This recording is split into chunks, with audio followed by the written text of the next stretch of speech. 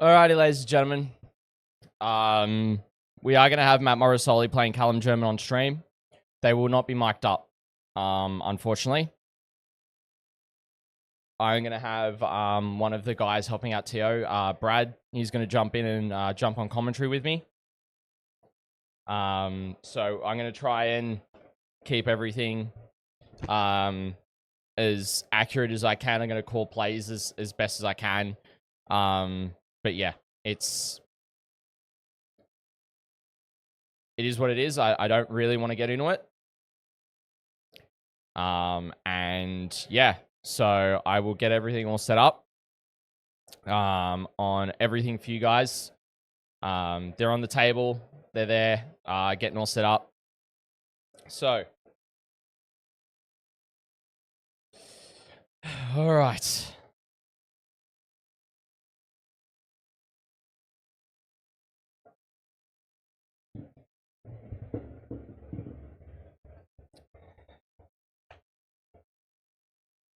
I won't get into it on stream, Jim.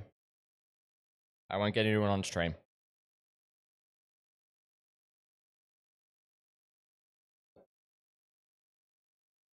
So we got Chaos Daemons versus Deathwatch here.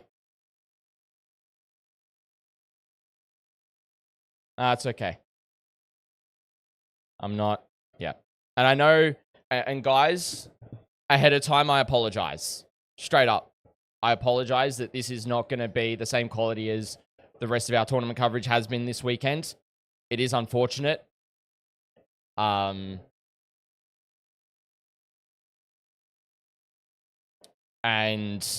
you know, there are other things at work here that are outside of my control, and so I have to do the best thing for my business and for the network. So I've had to make the calls that I've had to make. All right, so let's have a look at what the mission's going to be. It is not that. It will just take a second to update chat. There we go. It is tipping point, raise banners, take and hold. Marker, we don't have the mics. Unfortunately, there's a reason for it that I'm not going to get into. So I do apologize. As you can see, I'm not okay right now, so yeah. Yeah, we'll have one of the other guys who's helping come in and help commentate with me. I'll throw the lapel mic on him or I'll throw a lapel mic on, for crying out loud, and I'll do it. So yeah. Thanks, Sensitive to Fighter King. All right. So, tipping point, you've got staggered Hammer and Anvil. Raise banners, so when a battle line unit sits on an objective, it can get an additional secondary point and take and hold. 5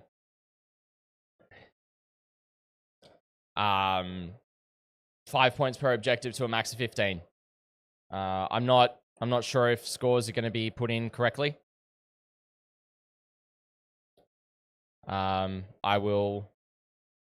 do my best to. I hope that Callum will call it. We got Brad joining us.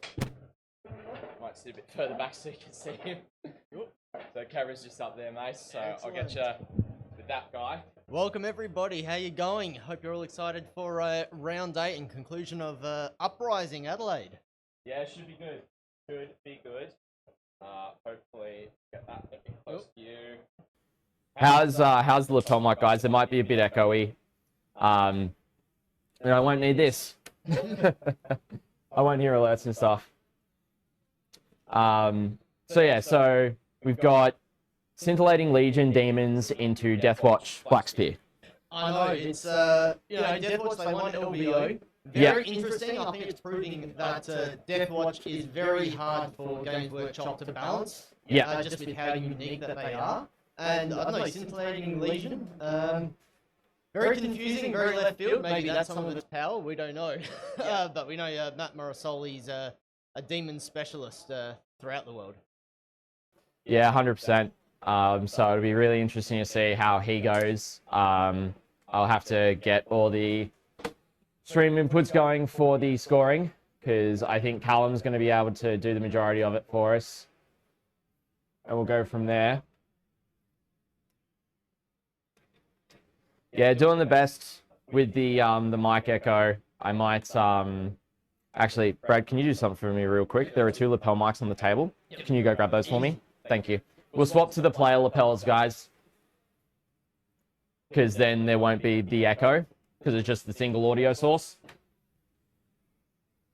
So when Brad gets back, we'll swap over to it.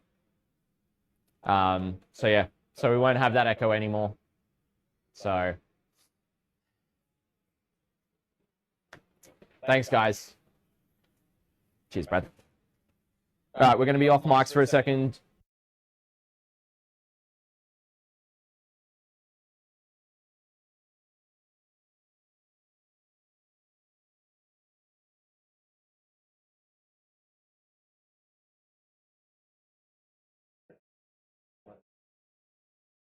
Yeah, just clip it on. Yep. All right. Yeah, do I need to turn these on, or you take care of that? I'll take care of that.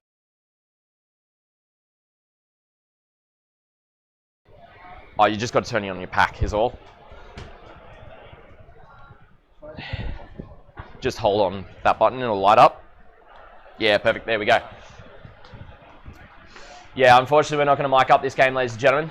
I'm going to get all the stuff in on screen. Brad, I might send you in at times to get secondaries and stuff, just so we can have it updated. So here's Matt Morosoli is playing Chaos Daemons on Scintilating Legion. Callum has been absolutely wonderful to see on stream as well with the Deathwatch. He is a very methodical type of player. He's very, I don't know. He can play a lot of different factions. I've seen him play Knights, Guard, all different factions at a very high level. Yep. Especially on the WA team for the Australian New Zealand team championships, piloting WA to a second place victory across the Australian version of WTC. Yeah, 100%. So definitely not to be counted out here. Callum's, unfortunately did clock out in his last game, but fresh game. So I dare say they're going to be playing on clock. More than likely, we'll be able to see like clock time and stuff, guys. So yeah, mission should be good. We'll be able to figure out who's going to go first in a little bit here. I'll get the Twitch predictions and YouTube polls up in chat for you guys, so you guys can at least say who you think's going to win and stuff, and have a bit of fun that way. Who do you think's going to win, Scotty? I'm a Deathwatch player, so I'm going to back Callum here. What about yourself? I think it'll come down to who goes second personally. I would like to see the Deathwatch get up, but only so Games Workshop can maybe No.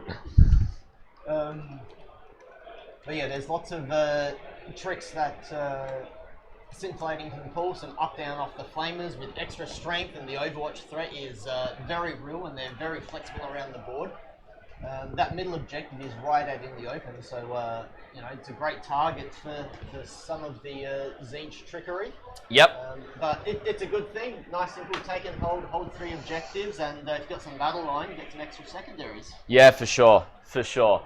Definitely interesting list, both sides stat check. Unfortunately, we won't have player mics for this one. That's why we've got Brad jumping in.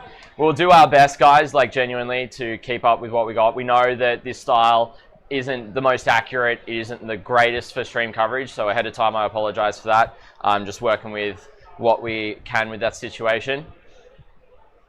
Yeah, it is, Bren. It is.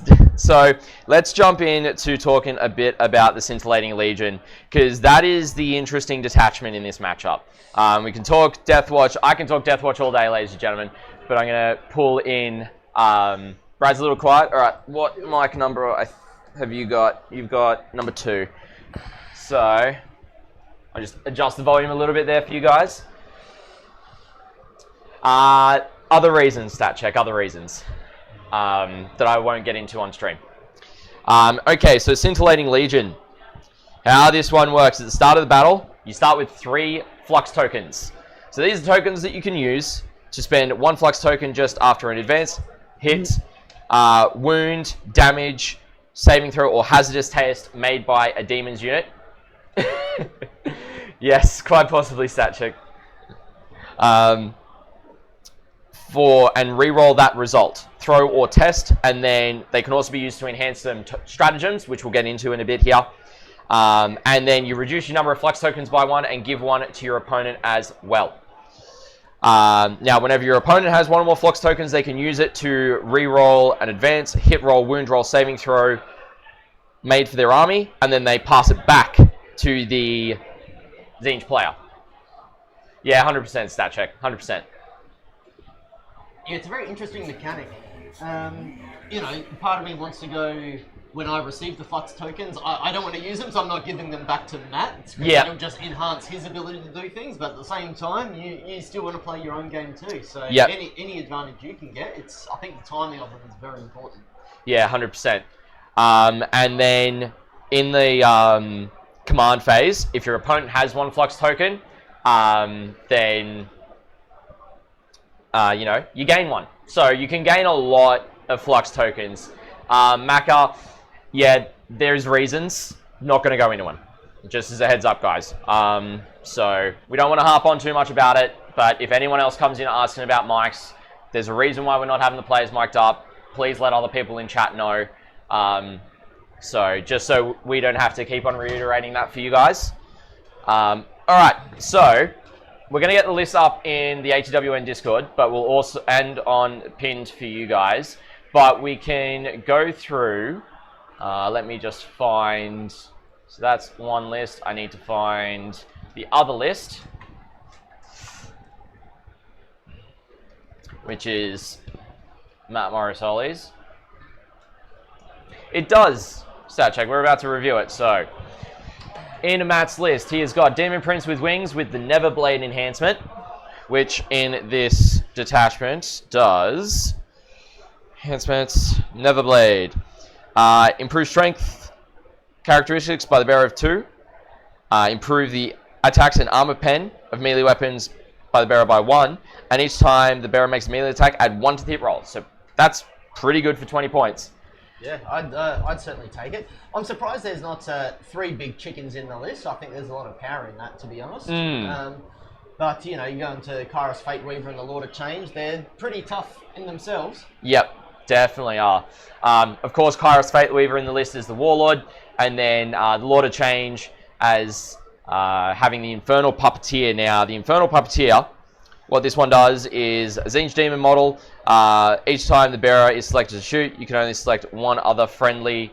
You can select one other friendly Tzeentch Demons unit within 9 inches. If you do, when selecting targets for ranged weapons equipped by the bearer, you measure range and determine visibility from one model of your choice in the selected unit instead. So it's basically, I see that guy over there, I'm going to shoot through him. Basically, like what? Yeah, like fire prism ability. Almost. Yep. Thousand Suns as well. They used to be able to do that. So but I think that's how we'll keep his Lord of Change or Kairos. Lord of Change and Kairos. Yeah. Behind some obscuring, maybe look through the Demon Prince and be able to shoot through. And I think it's very strong in getting the damage out, but protecting your big assets. Yep, for sure. You've then got 2 units of 10 pink horrors and a unit of 10 plague bearers. Yeah, the plague bearers I love. You know, they're annoyingly resilient with their 2 wounds and T5, and then when they're giving the sticky objectives, like they're a great tech piece just to safely hold some objectives, and they take a bit more firepower than you think. Yep, for sure, for sure. So it looks like we'll swap down to the top down and have a look at some of the deployments as well as we're going here. So I think we have got basically deployment all done currently. So as we can see, in that top right hand side, we have got both big chickens.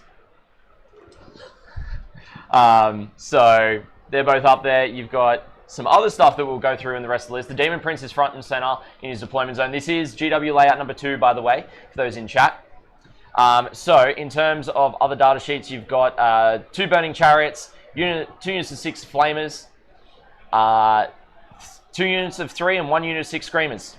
Yeah, the Screamers are good tech. They're very fast. I dare say Matt might just use them as the pieces to throw in the board early, try to tag annoying pieces, do some mortals, things like that. And the Flamers, ooh, you know, those things still shoot hard, and especially when you can up-down them, just like Scions in Bridgehead, and then add 2 to their strength with a couple of strats, they'll definitely pick apart a few units. Yep. So it looks like Callum's just doing his redeploy there on the Spectrous kill team.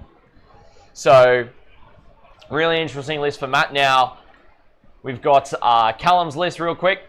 So he's running Black Spear for Deathwatch. Deathwatch 1 LVO, so let's see if they win Uprising team. It'd be really interesting to see if they win both LVO and Uprising. So he's got a Captain in Gravis Armor as the Warlord with the Power Fist and Chainsword with Thief of Secrets. So +1 strength, additional AP, and +1 damage there as well. He's got a Librarian in Phobos Armor that generally is attached to the Infiltrators, which you can see on the bottom middle side of screen. Looks like Matt is going first in this one as the active player, and then we'll get him on first because he is moving those Screamers. Yep. Just like we thought, they'll be sending out as the first wave to force Callum to react, basically. Yep, definitely. So getting back to Callum's list as well, he's got also a Lieutenant with Combi Weapon in there. He's got 5 Deathwatch Veterans kitted out for combat, Xenophase Blade, 2 Shields, the 2 Thunder Hammers, and the Black Shield Blades in there as well. 5 Intercessors with a Power Fist on the Sarge. 2 units of 5 Jump Pack Intercessors with Hand Flamer, Plasma Pistol, and Power Fist. 6 Devastated Centurions with Twin Las Cannons, Missile Launchers, heck of a loadout. Callum did a ton of damage last game with it, so keen to see how he does into the Demons as well. Stat check, Lord of Change tend to disappear real fast when they show their faces. Infernal Puppeteer plus Kairos gives you indirect and indirect adjacent abilities. Regular Lord of Change is liability. Very true. That was a very interesting, Kairos has got indirect, but also having the adjacent ability where you just pick a model that you can see and shoot through them is definitely going to help the survivability of the Lord of Change. For the rest of Callum's list, he's got 2 Indomitor kill teams with 2 Heavy Bolters, 3 Boltstorm Aggressors, and 3 Eradicators with 1 Multi-Melter out of the 3. He's then got a 5-man Infiltrator squad with Helix Gauntlet, Comms Array, and Spectrous kill team, which is really interesting. It is the one kill team that is Phobos-based. You infiltrate, you scout, you also get to pick them up at the end of your opponent's turn, like scouts. We love that. I don't know. I think it's interesting. I'm not sure we love it. It makes the game very hard to plan out when you're playing anyway. It's only 200 points for a 10-man brick. T4, 4-up save, but they've also got the Helix Gauntlet in there for the 6-up Feel No Pain. It is also the more combat-focused variant, so it's got 4 Incurs in there with their double combat blades for sustained as well. Welcome in, Adam. Great to have you joining us, mate. As well, he's also got an Infiltrator with the Oculus Carbine in there too. Thanks, man. Really appreciate that. Hope you're doing well. Did a great job over at LVO yourself, man. And then the last unit in the list is also the Calidus Assassin. So uppy downy, lone op. Yeah, fights first, Vectora, infiltrate, Vect, all the good things. Yeah. I think that's one of the other things. Is it Kairos? That also has Vect as well, I believe. I believe so off the top of my head. I will double check because I do have access to the data sheets here, so I can have a look at Kairos. But yeah, I'm pretty certain Kairos does have that in terms of his abilities. So, he's got the Lord of Deceit aura. He also has a one head looking forward, which is each time you target a friendly Zinch Demons unit within 6 inches of the model with a strat, roll a d6. If it's greater than the current battle round, you gain your CP. Yep, you love it. Any form of CP regen, particularly right now, is such a powerful tool. Yep, 100% agree.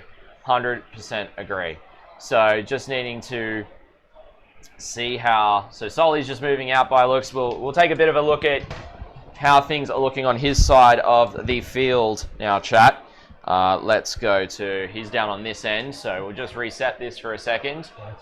Looks like you can see his CP and flux tokens that he's keeping track of on that piece of terrain. Yep.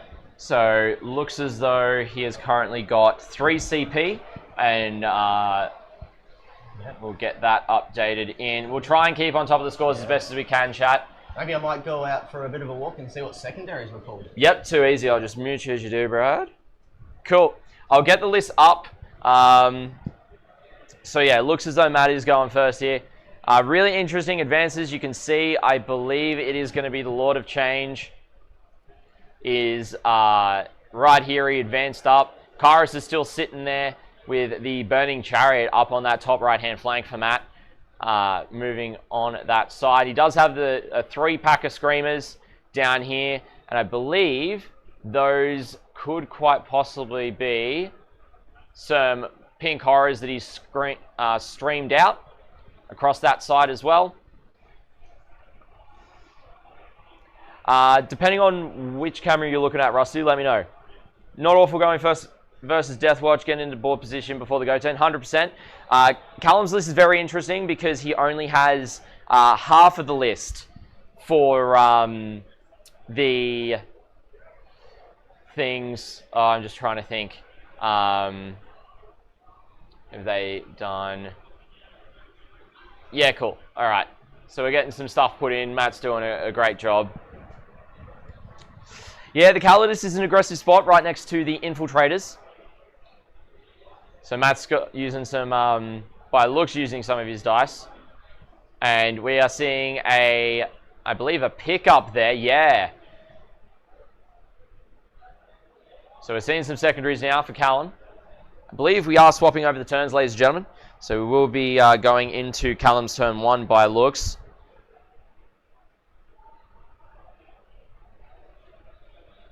Which is really interesting. Picking up the Centurions, not the Centurions, the Captains.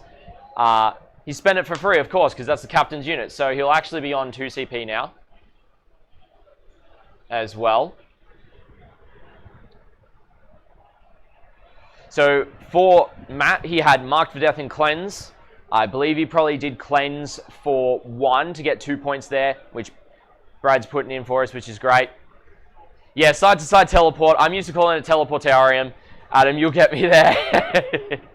It was called Teleportarium, but now it's side-to-side transport. But yeah, it's basically the pick-up, put down. The uppy-downy for the Deathwatch here. So if we have a look at current other side of the table for Callum in terms of what he has actually got on the table so far, we have got the Spectrus kill team sitting in the staged area behind there with the Lieutenant. You've got the... Alright, Brad is back.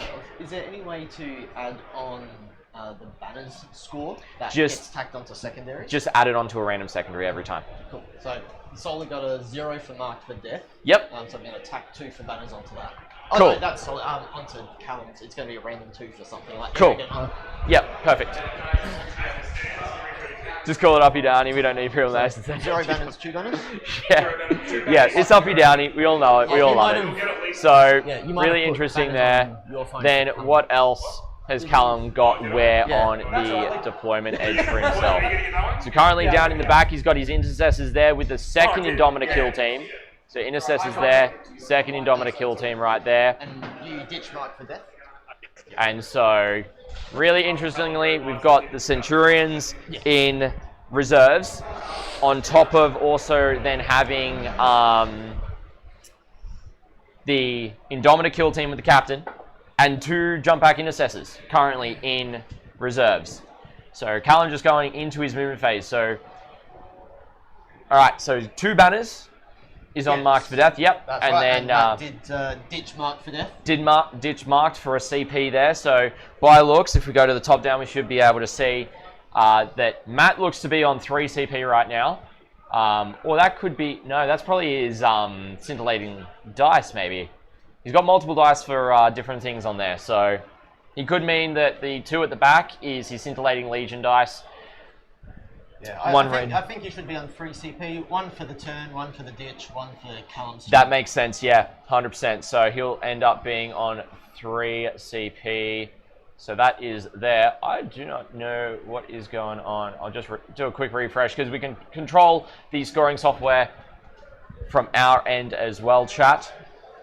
So there we go. So area denial and containment. Actually going to be relatively easy for Callum to score. Yeah, I think that's a great turn 1 draw for Callum, to be honest. Like, you could not ask for something better. No, definitely agree. So he's just towing on. There's that lone op lieutenant right in the middle there. He's just getting onto that midpoint. He's going to go, all right, cool, I'm here in the middle. I'm going to score area denial. Containment's the interesting one because we're looking at the top down. So if you're looking at deployment, that's the deployment roughly, ladies and gentlemen, for where we're looking at for this mission. So it's top down's moved a little bit because of the stands, but that's okay. So he needs to contain next to board edges, basically. So yeah, if we 9 inches outside the deployment zone. Yeah, so we'll get the where is it? Containment. Get it up here. So outside the deployment zone, within 9 inches of 1 or more battlefield edges, he'll be able to do it.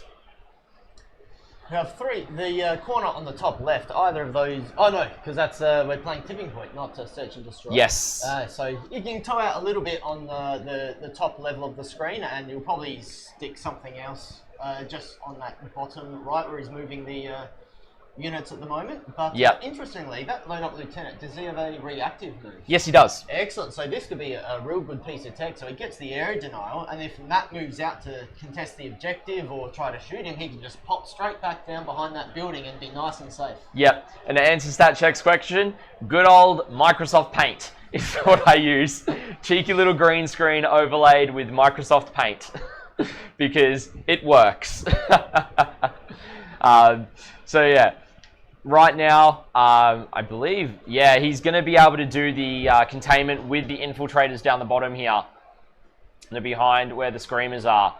So jumping in there, going to get at least 3 points on contain. Not sure where else he could do it though. Yeah, probably up on that objective, maybe with the Calidus. Yeah, Calidus would be another one.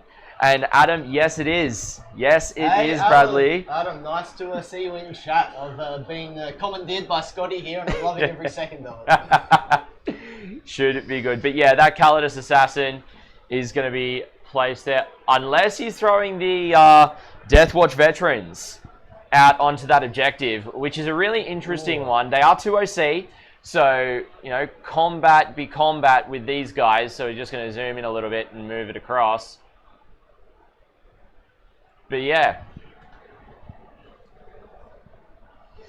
Yes, quite possibly stat check as well. Paint greater than Photoshop Muzz. Yes, yes it can be. So he's getting in there. What I can also do, I can see if that Calidus is on the other side of the wall, which could be quite possible. If we go back, I might be able to zoom in to see it, depending on what's in there. If it is in there, it's tucked in the corner. Yeah. Might not be the best place for Calidus to be, fully visible to a lot of flamers, but yeah, I honestly wouldn't put it there. Yeah, the chariot is yeah, gonna put out some damage. So he may have repositioned it behind somewhere, but yeah, the chariot being there, putting the Calidus right there mightn't have been a good choice if it is there at all, ladies and gentlemen. So really interesting to see how the rest of his movement's going. Obviously, he's probably looking to go into reinforcements shortly to bring in his reserves. Now, he does have to bring in the Indomitor kill team. He doesn't have a choice there. However, nothing else can come in this turn. Yep. God, nothing like Bridgehead. Yeah, no, not like Bridgehead that just goes, I'm going to throw... I don't know, 30 signs maybe? One if you're up down if you go second, and then if you put the enhancement on the other squad, you can really push some damage through, and then maybe even some scouting Cassicans. Oi, yep. Oh no, I'm very upset not seeing a guard on the top table. They were, yeah, Matt Morosoli won his last game by 2 points. He did. Against Bridgehead. Yep. So it was a very close game that could have actually ended up seeing Bridgehead into Deathwatch. So...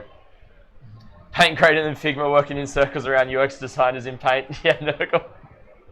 Yeah, but it's great to have everyone joining us in chat on both YouTube and Twitch, depending on which one you guys prefer. Still being able to bring the coverage to you guys. Hope you guys are enjoying it so far for this round, and hope you guys are, enjoying our color commentary as best as we have it. Yep, we're doing our best. Yeah. So, really, when we look at the overall board position right now for both players, they've basically turned the game into hammer and anvil. Yeah, which is exactly what you want to do in these situations. Dawn of War, number one, I don't like Dawn of War to begin with, but you always want to swing that board state around and have your safe home and a nice safe expansion objective and fight over that centre. Yep, for sure.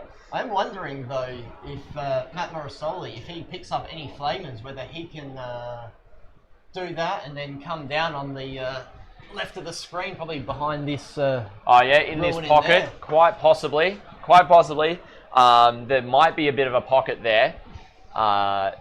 Probably where it would be kind of around here would be the pocket, because you've got 9 inches there, you got another 9 inches there, and then the intercessors as well. So you'd be able to get it in a couple of spots pretty quick. But it'd be a way to get a unit in Callum's backfield turn 2. Yeah, and I think Callum wants to push forward. He doesn't really want to turn around, but then again, maybe Matt doesn't want to throw away one of his key damage assets that early. Yeah, definitely, because he's only got the 2 units of Pink Horrors here, so he needs to use them wisely going into this game. So, interestingly enough, I want to see what this Chariot is able to do that Matt has got in his list here. So it is the good old Burning Chariot. So he's got 2 of them. So honestly, I think they're just an annoying tech piece. Yep. So T8 with 9 wounds, 302, moves 12 with a 4-up invo. It's got Blue Fire and Pink Fire. Blue Fire is only 3 shots. Psychic hits on 3, strength 9, -3, flat 3 damage. So that is actually deadly to the Indomita kill teams, because that will kill guys outright, which is pretty hard. It also ignores cover in his Psychic. He's also got the Pink 5 version, which is 2d6 Torrent Flamer within 12 inches, strength 5, -1 damage. So it looks like Callum picked up on the screening opportunity. He's just putting the Calidus back there just to make sure. So making sure that there's no decent deep strike options in the backfield with that Calidus being placed there as well. And he's extending that Indomita kill team out on that top left as well to really ensure that there's not going to be too much available in terms of deep strikes for him. Yeah, we're good. I thought he was too clever to let that happen. Yeah, for sure. I mean, you can't get to round 8, last game, championship round for the top cut, and not be like, I'm playing into an army that deep strikes. I need to think about screening here. Unless maybe you want to let a monolith into your backfield. No. I swear, Folger is never going to live that down, unfortunately. But he did do really well with Custodes at LVO. He did. He certainly did. He's certainly a specialist and a lot of, positive influence for us in Australia as well. We can't get enough of him. Yeah, for sure. So, just looking at where things are going, Matt's just, I believe it's Matt, or it could be Callum actually, checking that, if I go to the right camera here, we can swap over to this corner where they're doing a little bit of measurement checks, where the Screamers are. And so we're seeing the Indomita kill team that went into Strat Reserves or Deep Striking, that is now going to be coming down. Just seeing where that 9 inches is from the Screamers is going to be really intriguing. So he's decided to not put them there. Yeah, I think he was looking to maybe at a line and some shots off, but I think Matt's positioned too well. Yeah, just in general, in terms of Matt's positioning, because obviously he does have units that are lining in here as well. Yeah, looks like the Plague Bearer's there, and with GW, it looks like they're specifically 1.1 off the wall, so there's no charge shenanigans like we can do in WTC. Yes, looks like that is what Matt has done here, because we are not using WTC rules. And he's fully protecting his Demon Prince. I think guys like David Gaylard used to, or even did that over at What was the latest one? Nottingham GT. Nottingham GT. He had his Catachan screening around his 20 Creed block to protect them. So not surprising. Same. Yep. If Guard players can do it, Demon players can do it too. Exactly. But the important thing to note is the Plague Bearers are 2 wounds apiece at T5 from memory. Yeah, so T5. they're actually relative. Yeah, they're tough to shift. I mean, the good thing is that when it comes to what do you call it? The Plague Bearers. Yeah, T5, 2 wounds apiece, 5 up invo. But they've got a leadership characteristic of 6 because they've got the instrument and +1 to charge for the... Oh, sorry, +1 to charge for the instrument icon is leadership 6+. So, and we have got the stream has just gone down. Oh, no. On us, but it's going to reconnect here shortly, so don't fret, ladies and gentlemen. Stuff happens, but we should be back with you all now. It's probably had a hard life going 8 rounds. We've had, yeah, tech issues happen day to day, ladies and gentlemen. We do our best to not face them, but you know, sometimes you can't necessarily avoid them here. So I still think Callum is trying to figure out where he wants to put his Indomitor kill team right now, unless that camera has frozen, which by looks it actually has. Let me just do a quick camera reset there, ladies and gentlemen, and it has frozen there as well.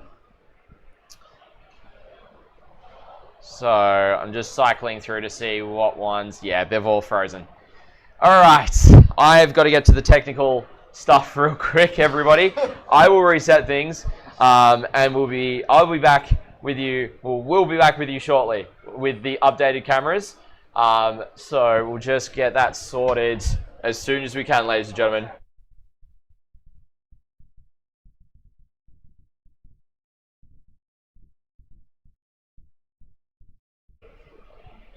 There it goes, took a second.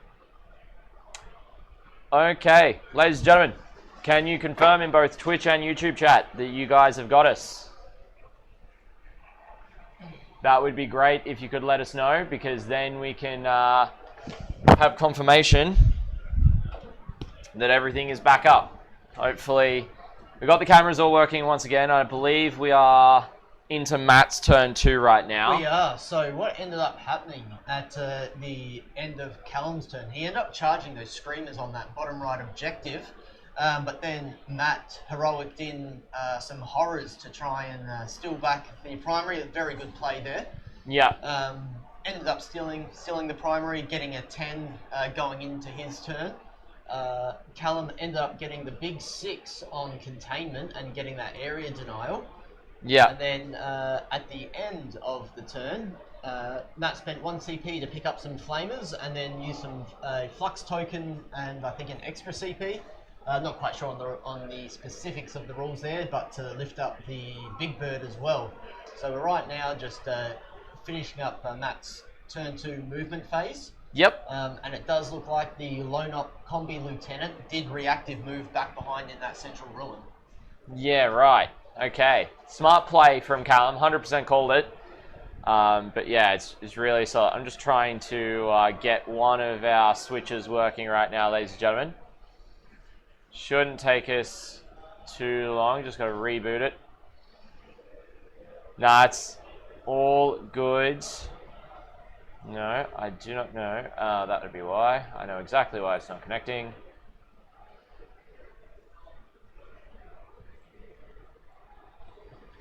Because turns out when your PC decides to shit the bed, decides it doesn't want to connect to everything else that it should. And therefore, we should be back. And hopefully continuing on the same YouTube side of things too. So I think what Matt wants to really do on this turn 2 is kill that kill team off that top left objective, Callum's normal natural expansion, and put him on a 5. I think if Matt can do that, he's in a very strong position on the game with the board position he's managed to get. Yep, definitely. All right, let's turn this to public. Okay. So, chat, there is... Oh, why did...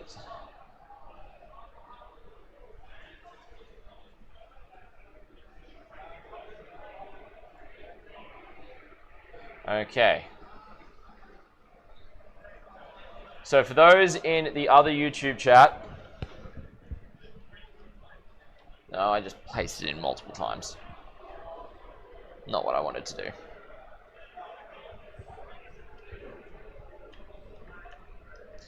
For those in YouTube, go to that link.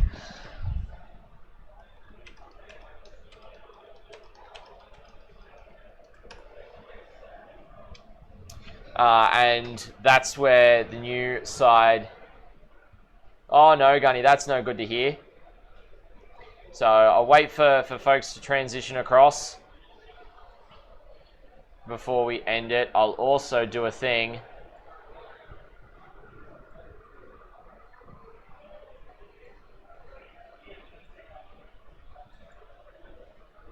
where I'll end stream and it'll just redirect you guys.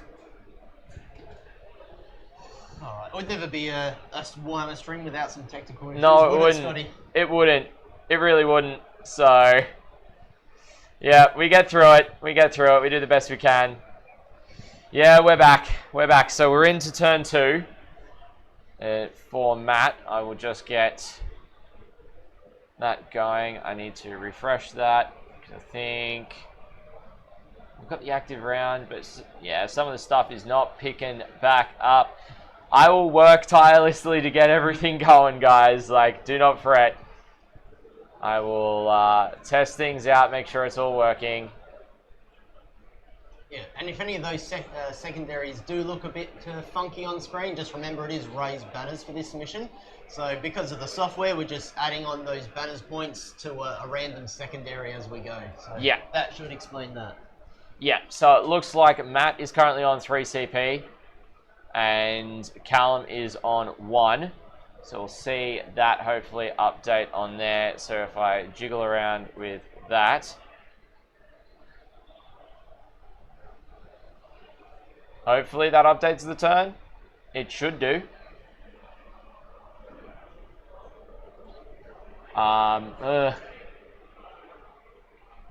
It is not for some reason. Wild. Okay. We'll figure it out, guys. We know it's turn 2 at least. So I will get the overlays updated for you guys so it's going to be working properly. But yeah, full computer resets are not fun. Not fun at all, and I'm trying not to harp on it. Alright.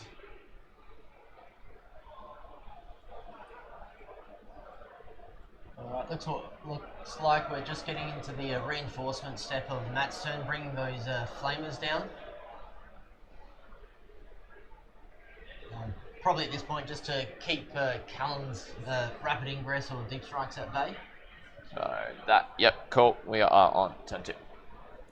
Yeah, really interesting. So if we have a look, so the Calidus is actually in a different position than we thought it was going to be, because it's now down in the bottom middle. Yeah, it was here. Originally going to screen out the backfield, but I think he achieved that with just a little tweaking of those 3 units. Yeah, definitely, definitely. So we are definitely on turn 2. What I'll even do, I'll even hide that for a second so you guys aren't too confused and thinking we're on turn 1. No, we're on turn 2. Just look at the indicators on the right-hand side of the screen, ladies and gentlemen. The arrows denote which turn it is and what player turn is currently active, who's got the top and the bottom of the turn as well for you guys. Alright, so just seeing some attacks coming in here, and it looks as though it's into the unit that was down here, which was the infiltrators with the librarian by looks, and it looks as though that was pink horrors going into it. And just have a look if I can swap to that dice camera.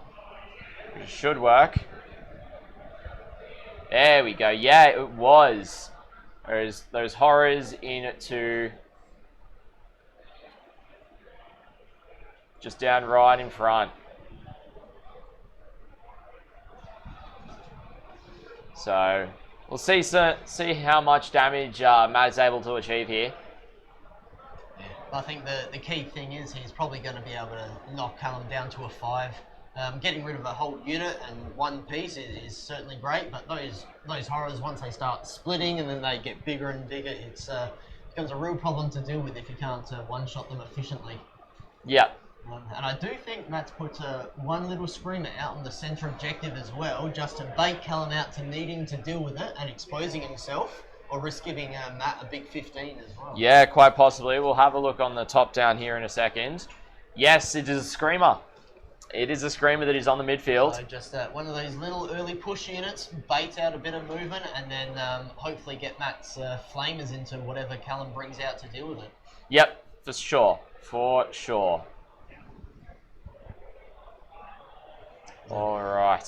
So how's your poll going, Scotty? You The poll was up on the previous one. I will make sure that we are updated correctly for the stream stuff on both sides. So, yeah, don't think it's stuck.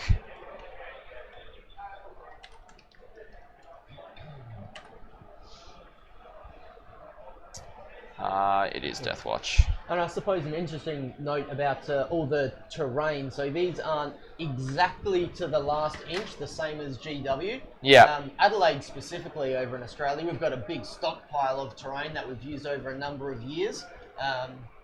And we just so happen that most of them fit the GW layouts, which was great for us, not needing to build new terrain, but you know, some footprints are just that little too big. You can see maybe the little 2-inch ruin type squares, they're just a little more square than they are rectangle, so you know, we're giving the same amount of open sight lines based on some of the larger ruins being a slightly larger footprint. Yep. But it's still a very, very close approximation to what true GW is. Yeah, 100%. And Dante in chat's just saying that he's using the pink horrors to puppeteer into them with shooting. Oh, that is brilliant. So bypasses the lone op because the unit that's doing it's within 12. Excellent. So does the job there, which is really nice. And we can see that Kairos has actually moved up to being behind here as well with the other Lord of Change. That's big movements. Two, like, they were up in the top right-hand corner. Yeah. One of them did get lifted in the sky, though, so okay. It would have been a deep strike.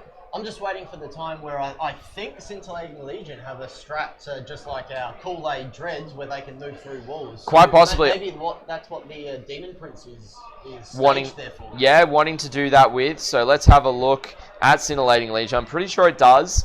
To just... no, not Flicker Reality. Impossible Equips, no. Pyrogenesis, no. Flicker Fire, no. Yeah, Fateborn Realities, 1 CP. Movement phase or charge phase. You can use a unit you can't see for Puppeteer, super strong. Yeah, that's a good point. Yeah, definitely, because you can't... The Lord of Change definitely can't see the pink horrors that are right there. So, yeah, 1's each Demons unit, move through terrain features when it goes to make a move. Super strong. So when it's that go turn and, you know, he wants to get those flamer shots out there, he can send in the prints and use it twice, once in the movement, once in the charge, I guess. Yep, 100%.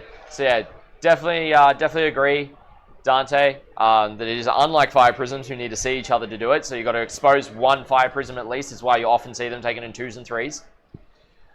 So, realistically, do we have the updated... We'll go to the... If I can grab this real quick. Go to the expanded here. Don't have any turn 2 secondaries in there at the moment, but that's okay. I did put them on the screen. Okay, interesting. So, I will double check the actual source, because that could be the issue here. Just got to make sure that it's outputting correctly to the right location, because if it doesn't do it, then it doesn't update. So looks like we're just heading into Callum's turn 2 actually, so a bit of a more passive turn. Callum kept his 10 points for primary, it looks, with that top left objective, still got plenty of Marines on it. And it looks like he lifted up that... there we go. Kill team in the centre. Yeah, that'd be the Indomita kill team. Welcome in, Disflux. Great to have you joining us. As is everyone who has joined us once again in both Twitch and YouTube chat. So great to have you guys all back. I know we've had a lot of tech difficulties, but we're getting through, ladies and gentlemen. We're getting through. So yeah, looking at this point, it's 24-23 going into Callum's term.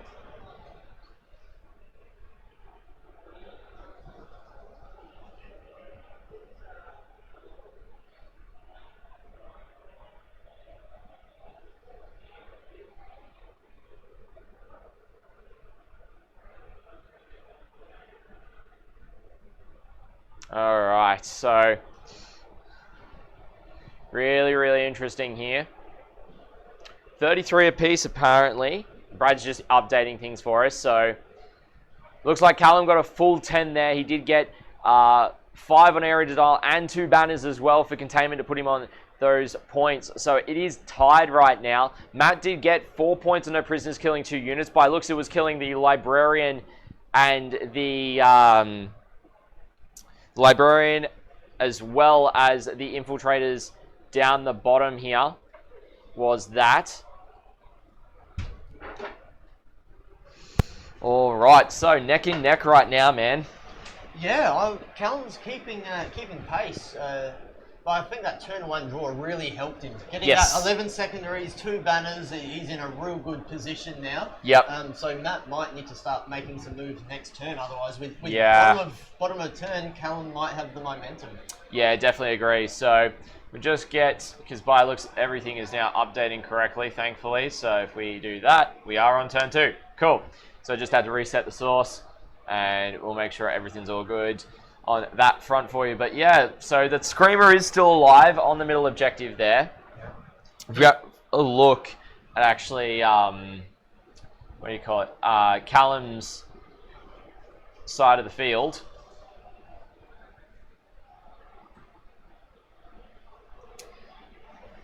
We can see what is really going on. So he has got the... they might be off the table, I think. Potentially, or they're just going to be coming back in. Yeah. Chintweave, thank you so much for the 100 bolter rounds, 100 bits. Really appreciate it. Also, everyone who dropped the follow. Also, Chintweave with the Prime earlier. Really appreciate that, guys. Your support is greatly appreciated. You know, just following, sharing it with your friends. We're trying to get as many eyes on Australian Warhammer 40k here at the ATWN as we can. So yeah. Yeah, and off he goes again. That little cheeky lone up is going to try and contest the centre and get that Screamer Killer off.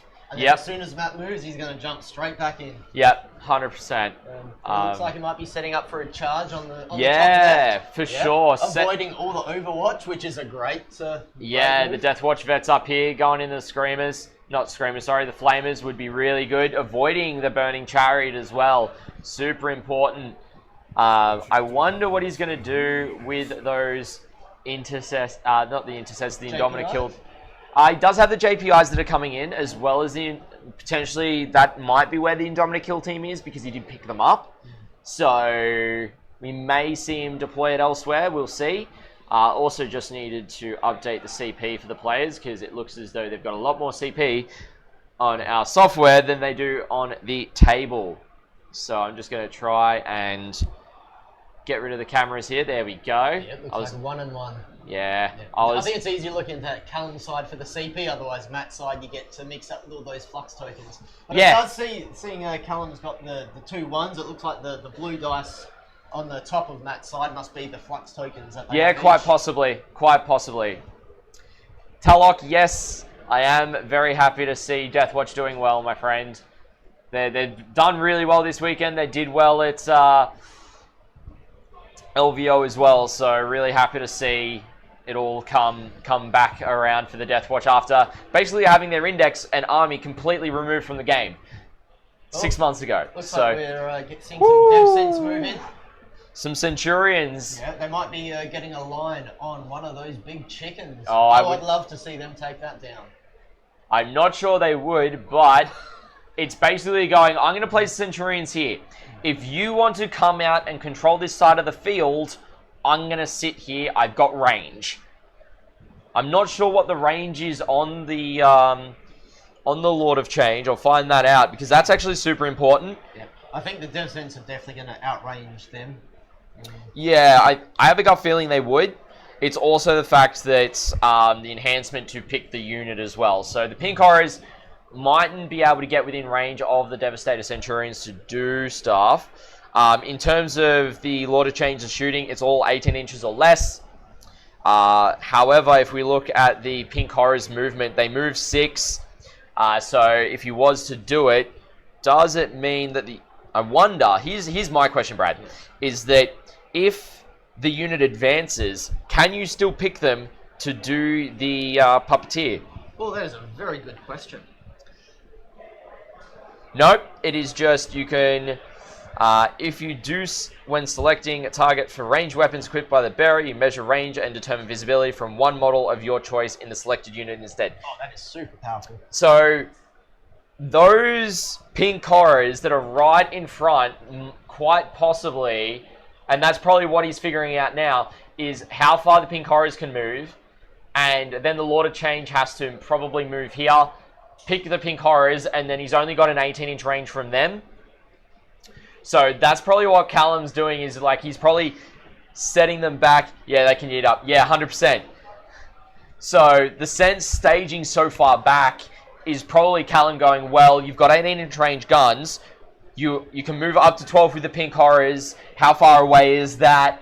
I've only got a 30-inch range. Can I even get within, if I, put the Centurions 30.5 an inch out or 31 inches away, you actually can't hit them using that strategy. Yeah, I'm not even sure overwatching them, even with Oath, would work.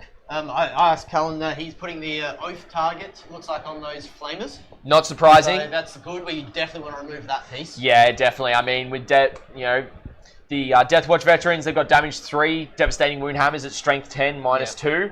The minus doesn't really matter here, but the dev wounds does, because if he gets the dev wounds, he's able to bypass Matt's armor save. Not armor save, sorry, invulnerable save. Yep. Which is really solid. Damage 3, I believe the Flamers are 3 wounds apiece.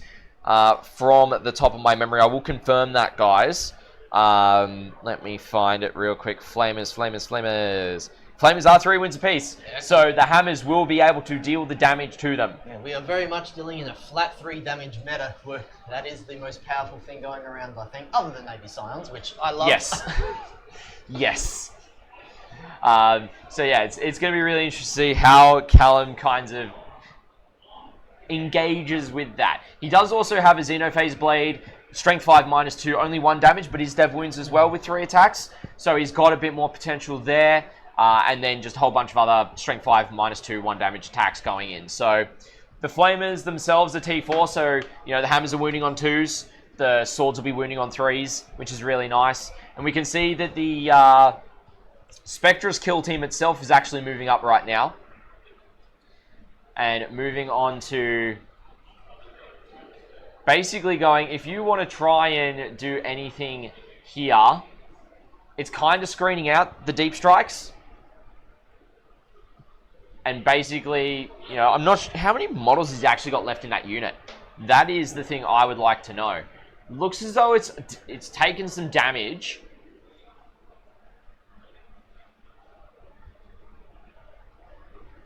But if we zoom in a little bit, keeping the quality, there's 6 models in the unit and the lieutenant. Okay. So still 7 models there. So still enough to do something with. I believe it's just mainly the combat guys that are left. And now over this left-hand side, real quick, we see Callum bringing in some of the jump pack intercessors. Really going, well, cool.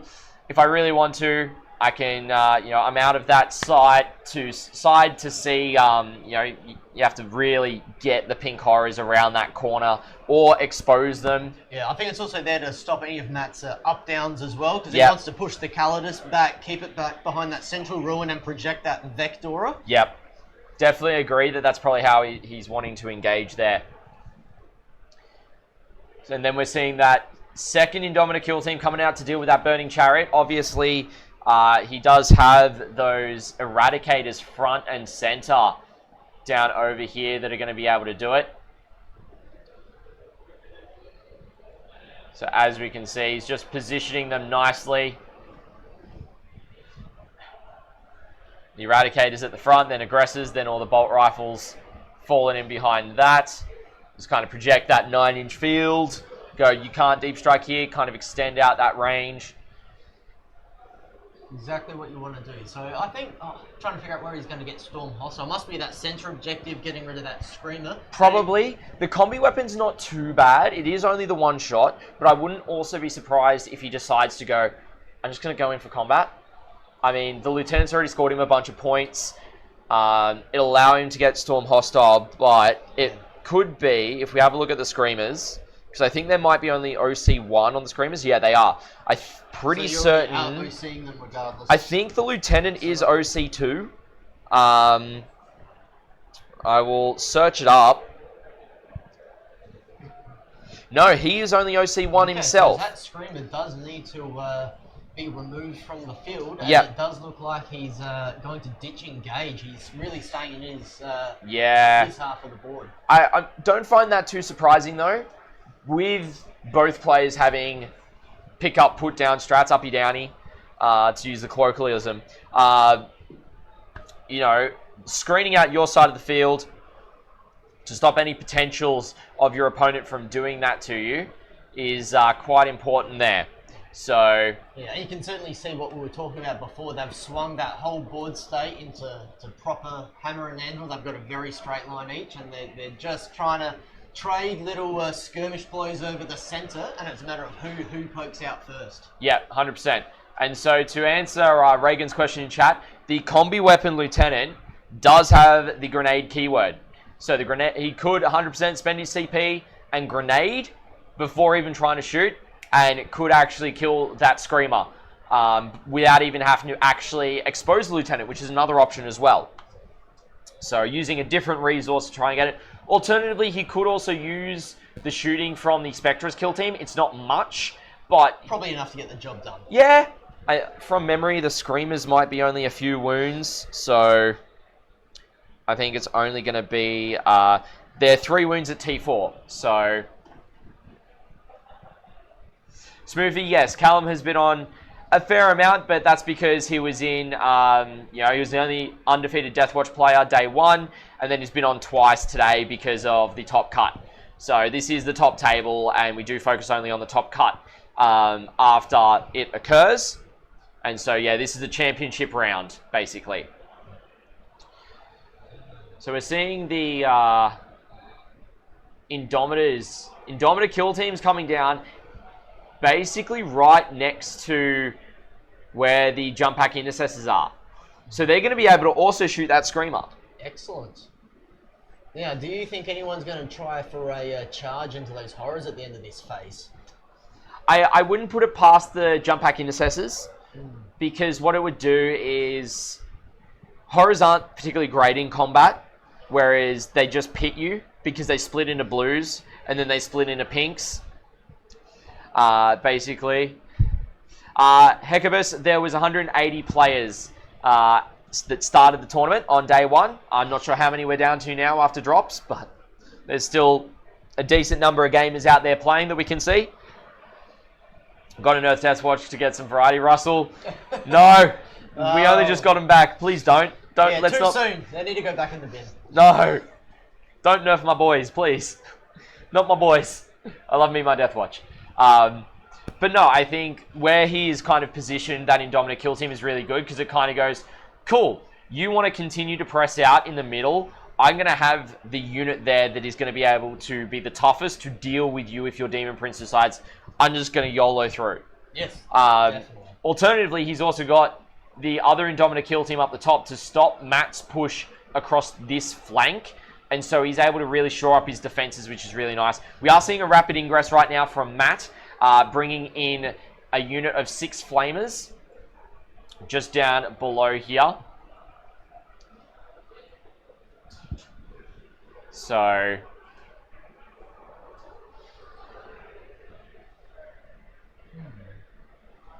wondering, he's just getting the positioning right. So does make that charge in the pink horrors a little bit less desirable. It does, because then you're not really knocking off the primary flamers can shoot into combat, and you're basically trading down at that point in time. Yes.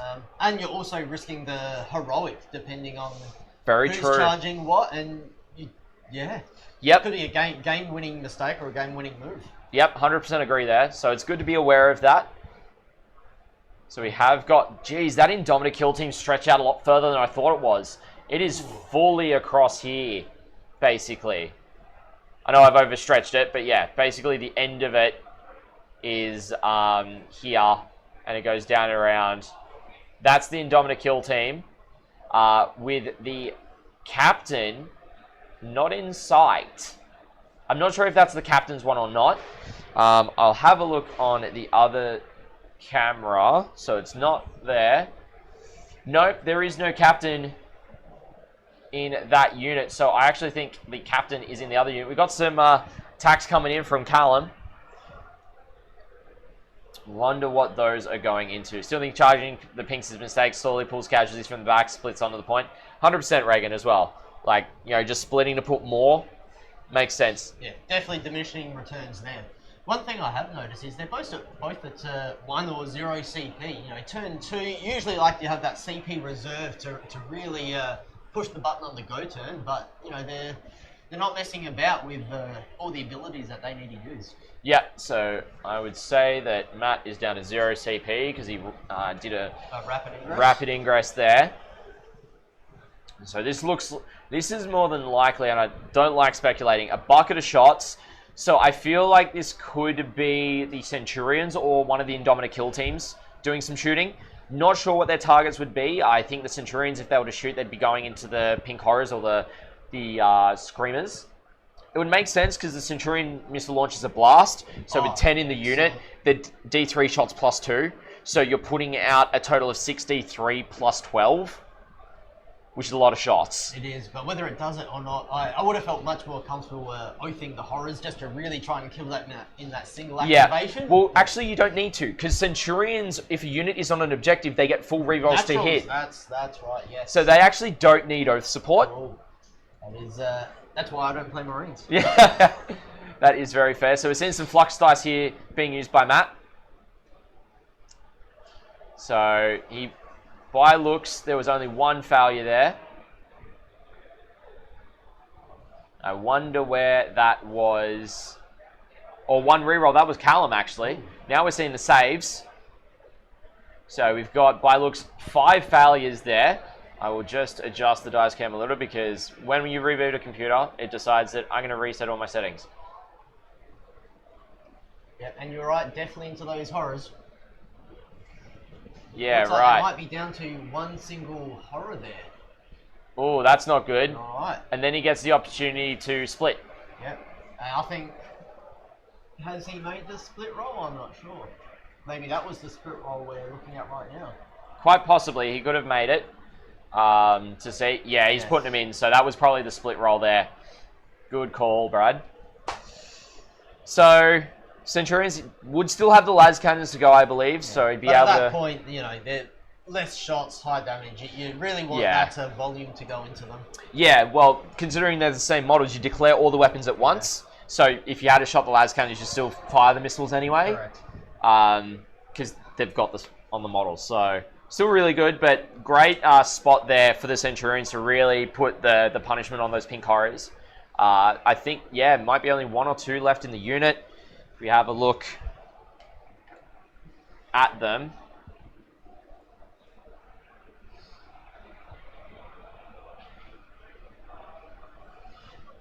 Yeah, it looks like there is only the 1 pink. You are right. Yeah.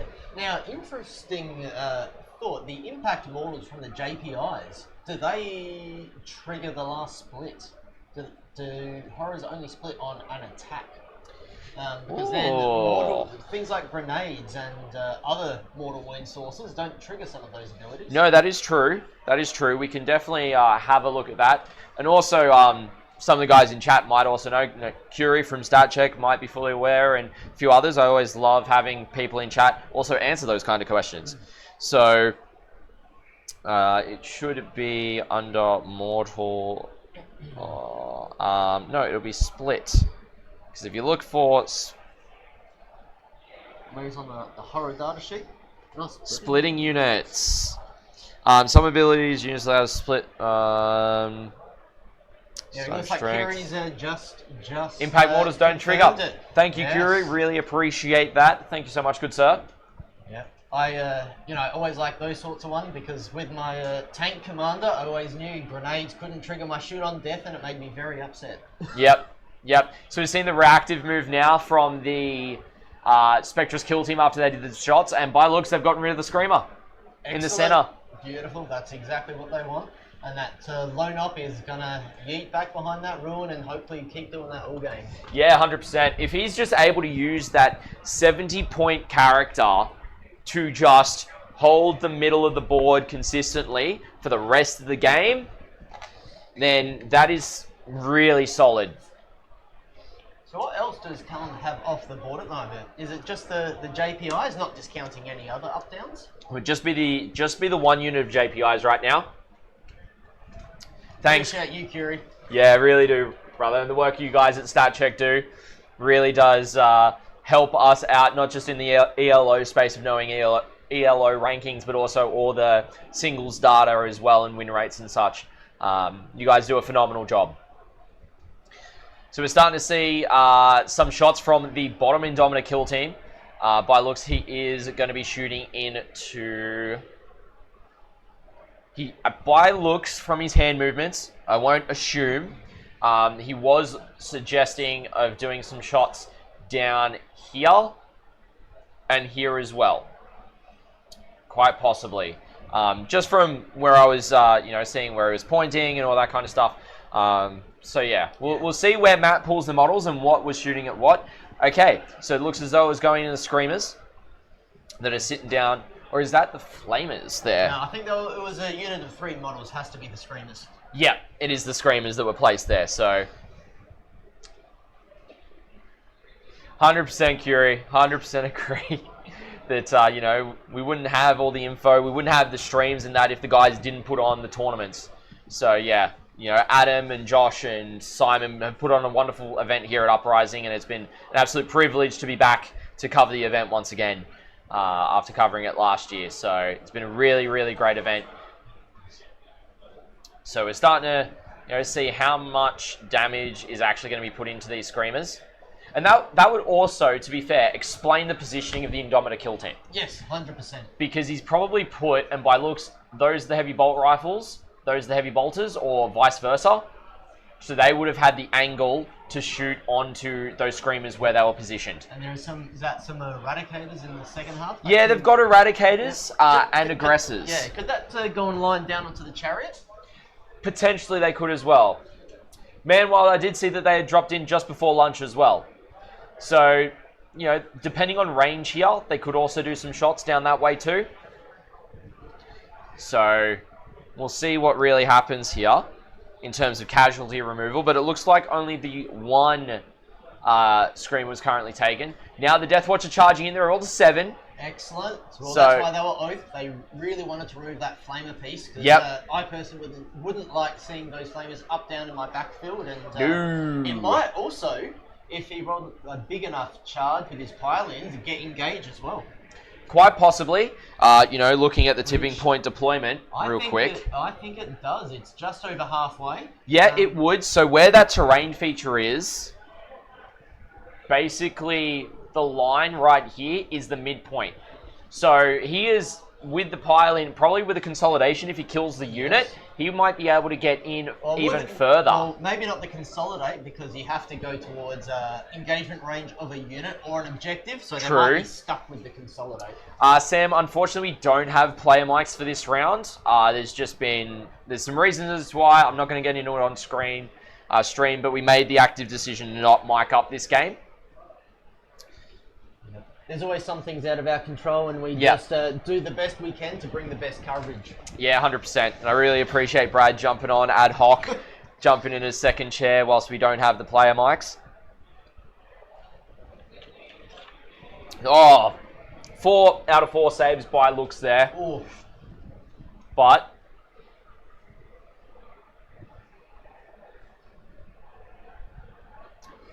so let's see. So only one. So it looks as though he's not doing the hammers just yet.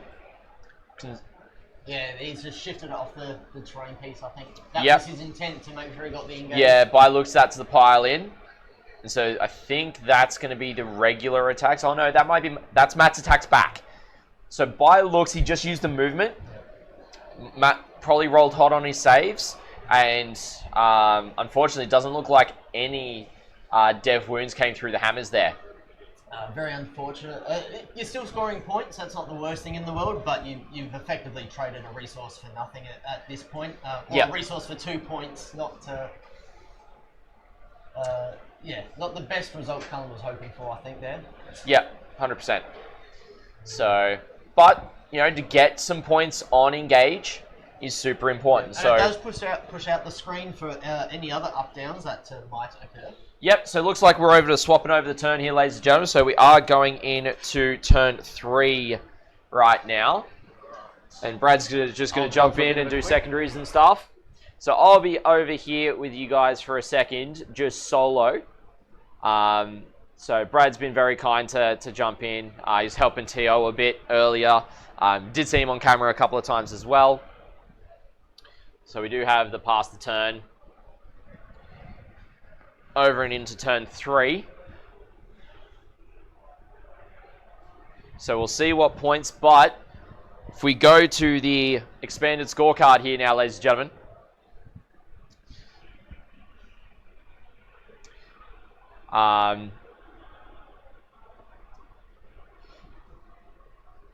Callum scoring 10 on primary, getting 2 on engage and 4 on storm hostile. Perfect. That's what you want. He's now on 39 points. Compared to Matt, who is on 43, and that includes his turn 3 primary. Yeah, nice, Jim Tag. That's awesome to hear, man. Yeah, Brad's definitely a great guy, for sure. So, looking at things in terms of command points, the CP looks to be quite off. So I'll just update that. So it should be 1 and 1 apiece by looks.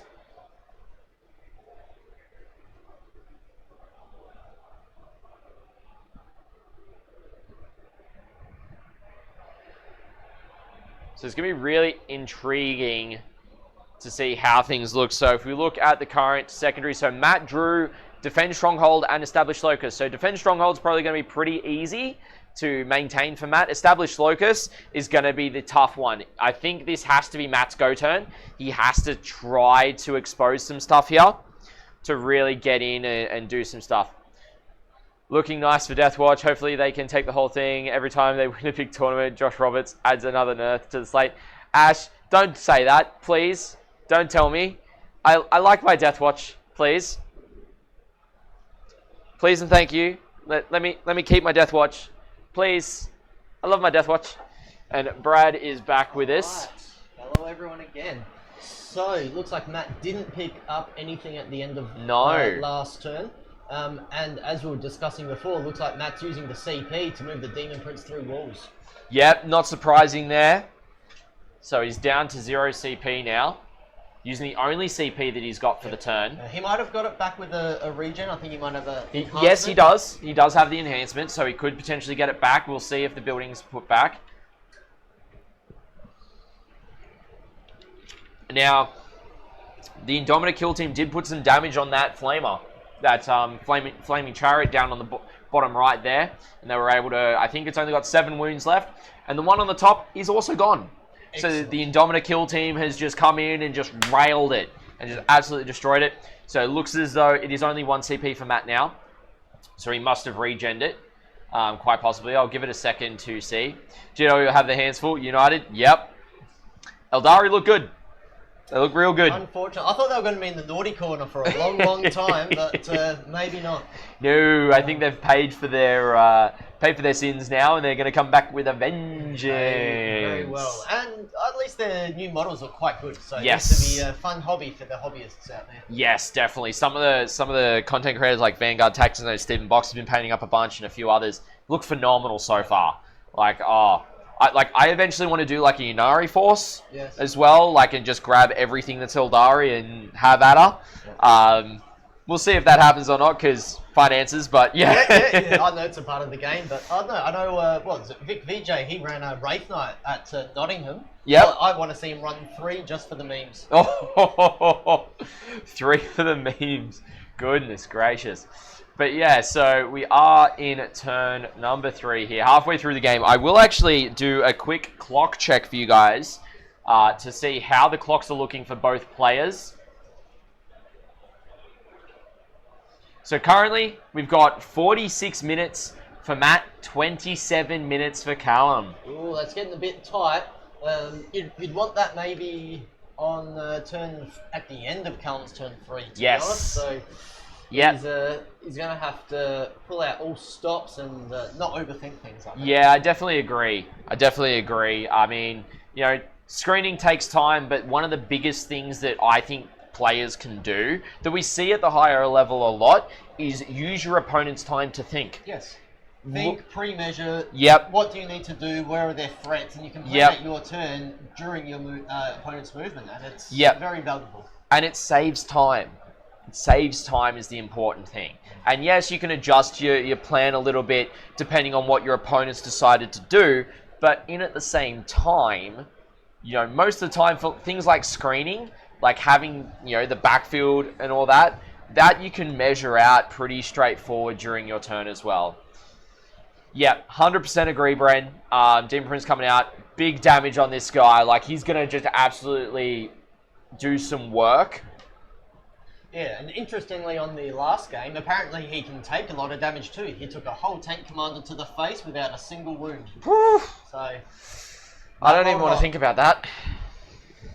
Yeah, so really, really big. So yeah.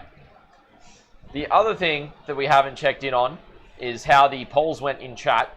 So the predictions on Twitch is very tight. Neck and neck. 47 to 53 Demons way. And on the YouTube side, we did have it on the other stream. I do apologize. But if you want to let me know who you guys think is going to pull out this one, feel free. Between Callum or Matt here.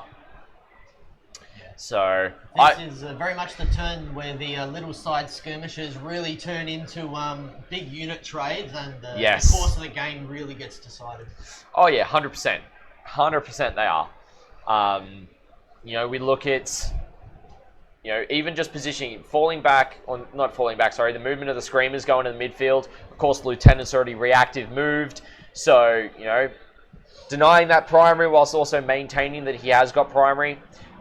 We look up the top there, and those Deathwatch vets, I feel like, are about to kind of get a little punked.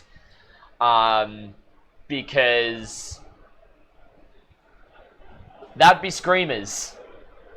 So, from memory, Screamers have got a move. Yeah, you move over them and you do mortals. Ditch out mortals. Yeah. So I'm pretty certain they can do that, even though they're in combat. Yeah. Honestly, that's why I like Custodes bikes. I think there's a little bit of juice there that people haven't explored there. With triple bikes and some captains, so you can do some mortals where you fly over or into the fight phase. Yep. Do the captain's move if he's attached to a unit, and you know, diff some mortals. So you know, Custodes players, it doesn't have to all be dreads. There's some spicy bike tech around. Yes, definitely. And the increase in damage output on the salvo launchers, as well as their toughness, increases as well, definitely helps with that. Yeah.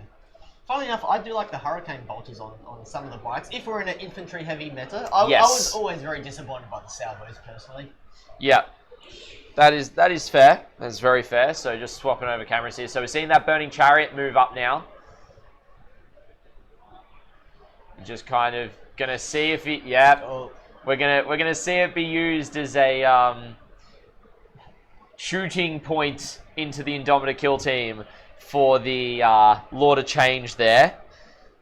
Depending on how close the Lord of Change is, because I think it's 9 inches from memory when I was looking at it. It is 9 inches, so that keeper has to move closer. Which means that if he moves into the terrain...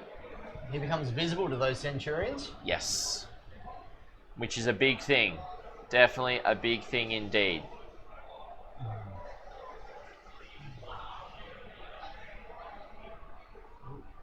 Looks like that was an advance on the Maybe pink. some horrors? Yeah, it's the second unit of pink horrors.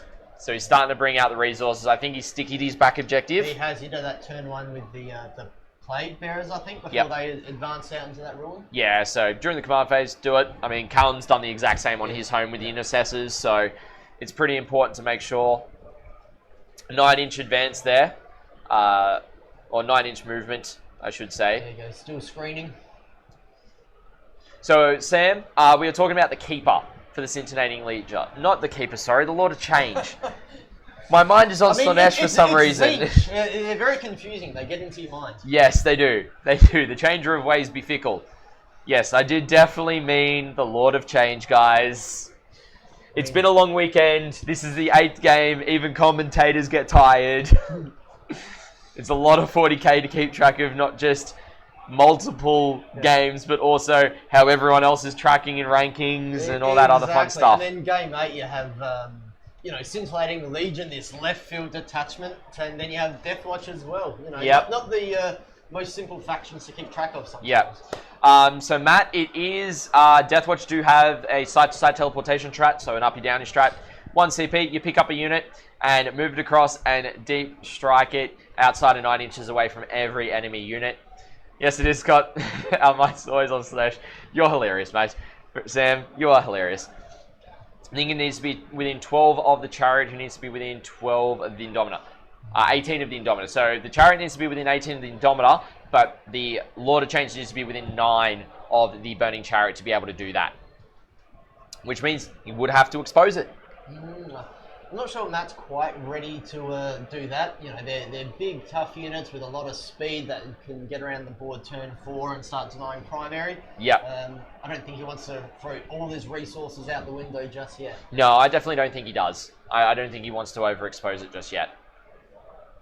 Especially with the Centurion still at full strength as well. Despite, Lord of Change, defensive profile is actually pretty strong. So I think he's 20 wounds, 4 up invo. Yep, that sounds about right. T11. So T10, 18 wounds. I'm probably thinking of Kairos. Yes. 4 up invulnerable save. Does have deep strike, so very easily can be picked up. Yeah. Here's the interesting thing. His Bolt of Change, which is his main ranged weapon, Psychic, he can choose, and this is probably the profile he's going to use, 9 shots at hitting on 2, strength 9, -2, flat 3, D3 damage. He's probably going to use that profile against the Indomitor kill team because they are 3 wounds apiece at T6, so they're wounding on 3s. He also gets to pick whether he does ignores cover, lethal hits, or sustain D3. Or sustain sounds pretty good. Yeah. Clammus, unfortunately, I've not gotten that done. When I was about to go and do it, the stream crashed, so we could definitely get that sorted for you guys. It would just take me a couple of minutes. We did have Callum's link pinned at the last stream. It's also up in the ATWN Discord, but I'll get those sorted now for you guys. Take us a couple of minutes, and I'll do that off mic as well, just so then we can get that all sorted out for you guys. And we'll be back. I'll be back. I'll let Brad take over for a little bit here. Cool, I've been left all alone here, guys. First time helping out Scotty, first time streaming as we help out the Uprising guys, so hopefully I'm not too painful to deal with.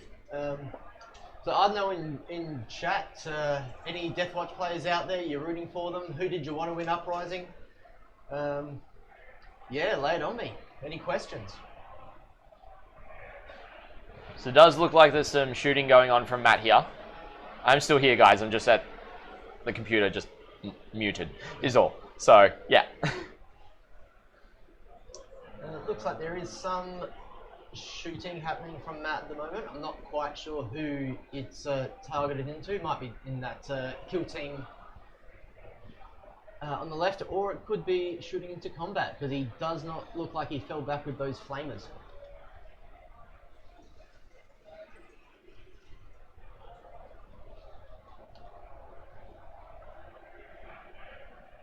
Oh, interesting. Onto the objective, even better. Looks like he's trying to put Callum down to a 0, only a 5 on primary if he can, but I'm not sure he'll be able to do it with the firepower he has.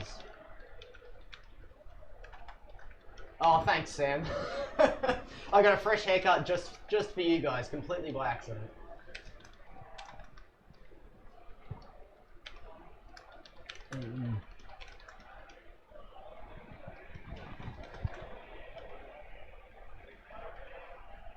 So I don't know about anybody else, but I'm kind of disappointed Guard went on stream on the final table. They are the, you know, apart from my wife, the love of my life.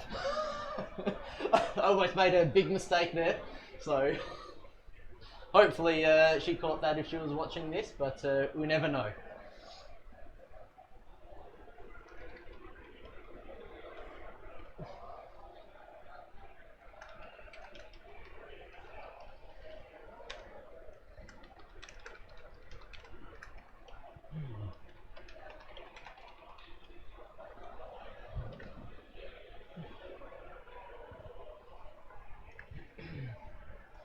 So I'm not sure about anybody else, but when I did see Matt Morosoli's list, I was very confused, going, who in their right mind would play Tzeentch? But the more that I've seen it over the past couple of days here, I'm starting to understand why.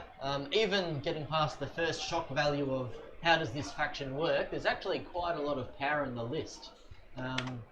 It's really quite good and plays the game. It's very fast, very flexible. Packs a lot of damage.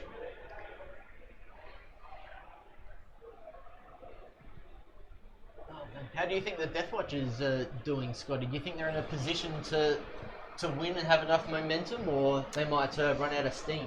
I think the Deathwatch are in a pretty good spot, I'll be honest. They've still got a lot of their big bricks, so it's really difficult to deal with a lot of T6 stuff at the one time. The Demon Prince is a good weapon to deal with it. However, I think that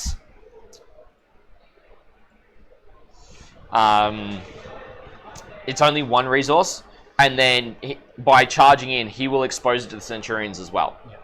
So as we can see, we got some shooting going into the Centurions, not the Centurions, the Indomitor kill team right now.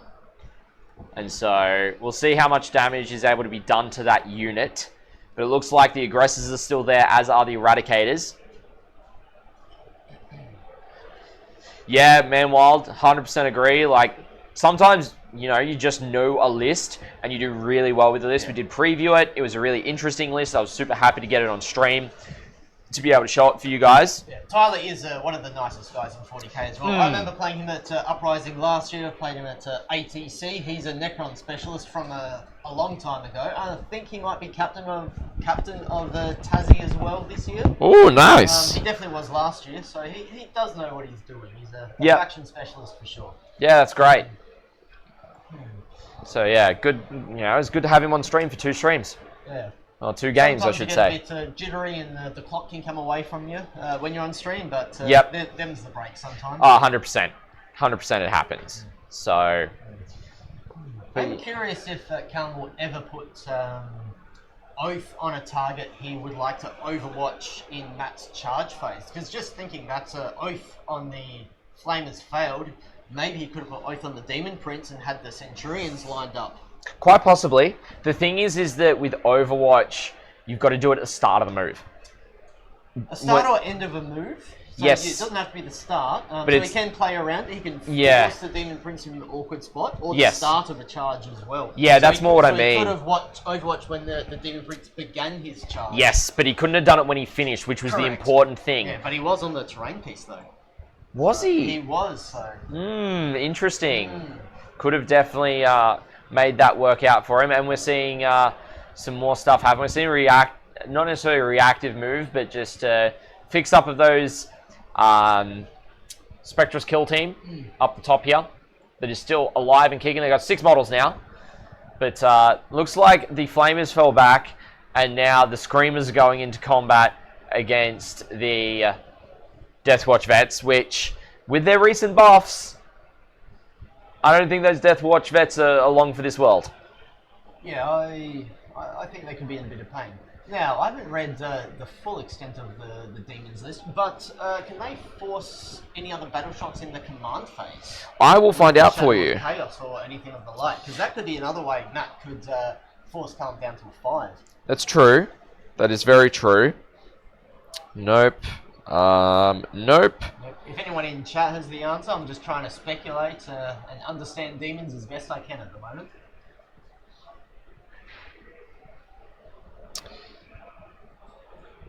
Nope, it does not. Okay. It's not like the Nurgle detachment, which does. Yeah, that one, that detachment is wild, to be honest. It's much more durable than you'd expect, especially if you have 60 Plague Bearers and, 3 Guos. It's a lot to get through. Definitely is. Definitely is with the Great Unclean Ones. And we did see Ollie Johnson on stream with that exact list yesterday. Yep. I actually played into Ollie in the past on that exact list, and it's very infuriating.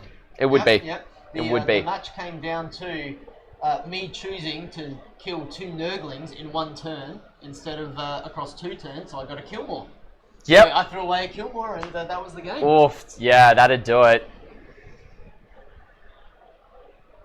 The Tzeentch Herald, I thought there might have been something. Whether that's in his list, I don't know. No, he doesn't have a Tzeentch Herald in this list. It's just Fate Weaver, Lord of Change, and Demon Prince.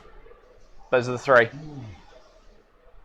Oh, yep, not surprised. That is brutal. That is. I am not surprised that the Demon Prince did that.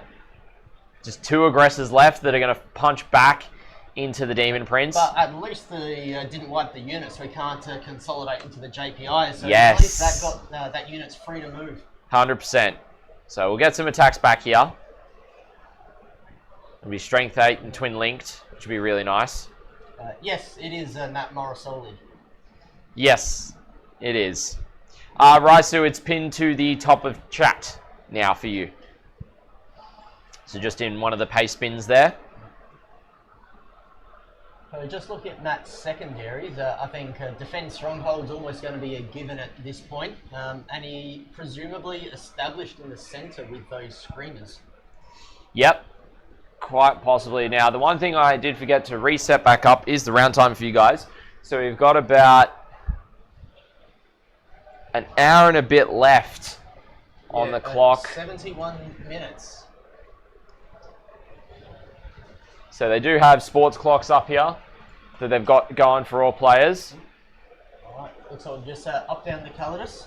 Not surprised, and we're getting some more points in there. Excellent. I might go for a bit of a wander, have a look at the table and adjust secondaries. Yep, sounds good to me. All right, ladies and gentlemen. It's been an interesting game so far. Very interesting game. Hope you guys have been enjoying it. So it's been good.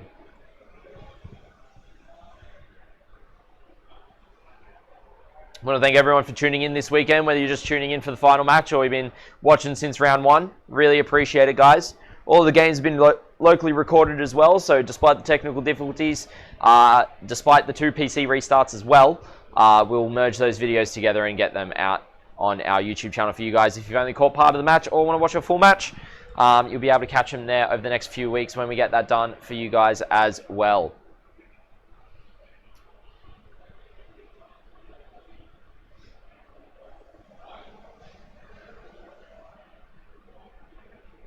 So yeah, looks like we are going to be going into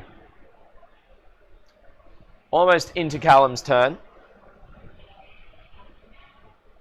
So the aggressors did some combat.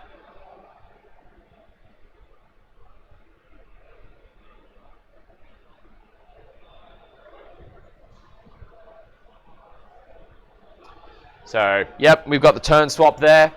So we're now into Callum's turn 3.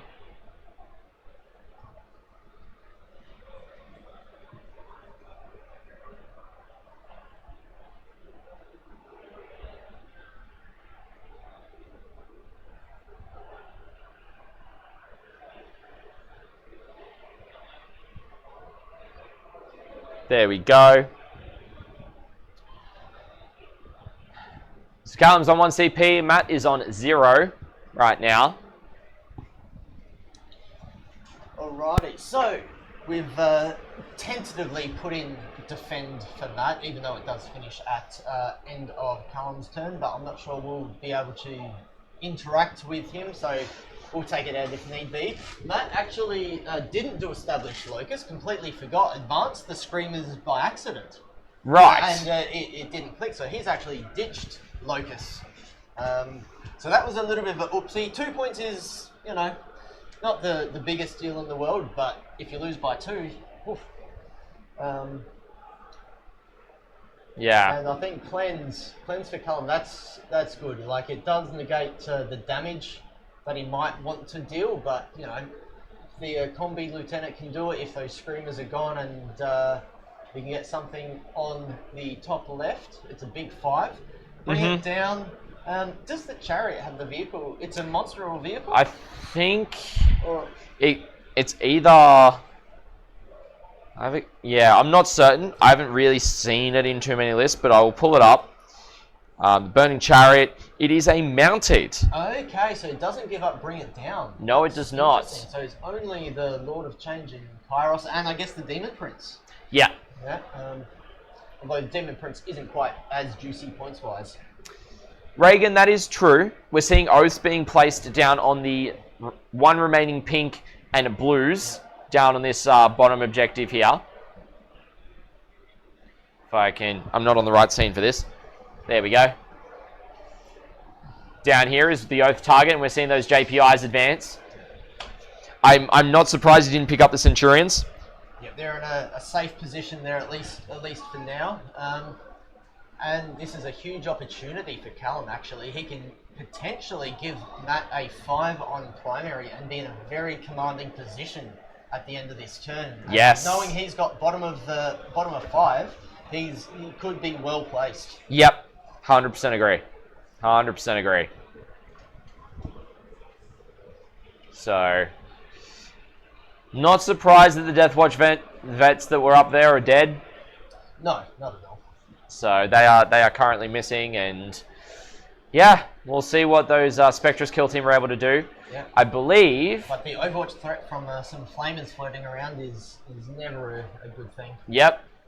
The Indominate kill team was picked up from this bottom left-hand corner. All right. With the captain, so doing it for free. So that's going to be really interesting to see. What do you think his game plan is for that, Scott? I think, like, if it was me personally, looking at the overall board state, I would want to generate value. Yes. So, you've already used your free stratagem for the battle round. It's a relatively tough unit, can do combat well, can do shooting really well. But I'm kind of screened out in different places. I have to come down. So, do I want to reinforce the flank with my Centurions and give up a flank where the Spectrus kill team is, let the Flamers and Screamers just have that? Fate Weaver might even move up into that area and go, okay, cool, I'm just going to take this side now. Yeah. I don't think that Callum would want to give that up. We're seeing the Centurions move down the bottom left here, and they're definitely going to see the aggressors fall back because we're going to see them shoot into the Demon Prince. It is an interesting thought, though, because giving up that flank, although it might sound bad, it could bait Matt. Bait Matt. I got it. By pulling it out into the top up here. Pulling it into the top, and then he can play in a triangle in turn 5 and really consolidate the 15 without overextending. Yep, and focus, because it's end of turn scoring on the bottom of 5, really focus on getting those 3 objectives and just hold that side of the table, turn into a Dawn of War game. Yeah, that's definitely an option. Definitely an option. Yeah. So we're seeing the Incursors move back a little bit on that objective. Just little positional movement from Callum there. The interesting thing I also want to check is clock time. Yes, I was about to mention the same, because Callum was in a bit of a tight situation there. So we're looking at 30 minutes for Matt, just under 20 minutes for Callum. Oh. So 10 minutes per turn. It's doable. It's doable, but man, you've got to get on your bike. Yes. We also have the jump pack intercessors coming in this turn. Excellent. So that is the other thing that he has to bring in, and we're going to see those aggressors fall back. Looks like that might have been a desperate escape. Yeah. Their battle shop. Yep. By looks it was, and the wounded one is gone, which leaves the Demon Prince in the open, ready to be picked up.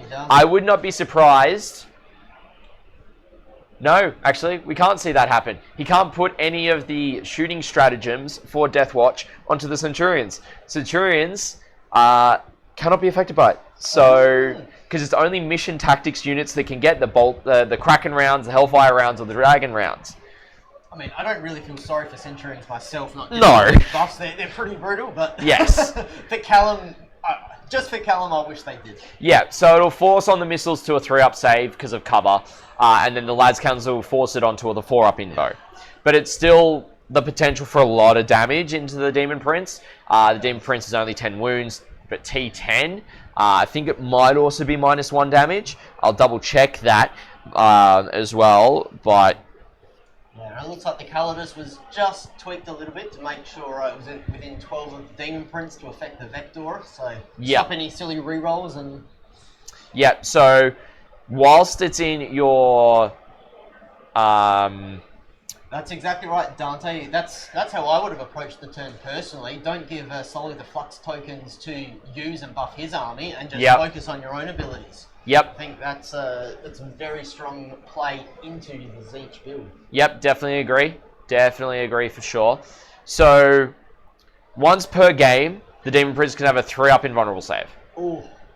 So I think against the Centurions, he is going to pop that. For sure. For sure. And we saw last game, that's exactly how he survived a Lehman Russ demo tank commander. Yep. And whilst another unit's within 6 inches, that unit has stealth. Which I believe also counts for himself. Yes, it does. It does. So that's definitely going to be interesting. We are seeing that Indominate Kill Team come back down in a very similar position here. Yes, it is a Foot Demon Prince, Reagan. So...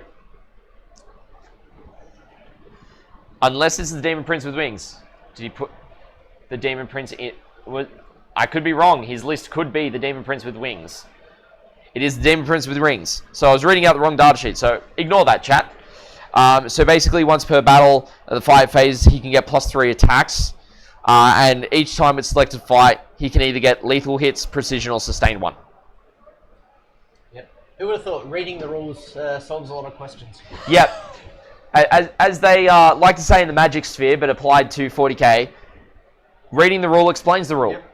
Yep. Much like reading the card explains the card. That's for sure. So we're seeing the JPIs come in on the midfield there. Yep.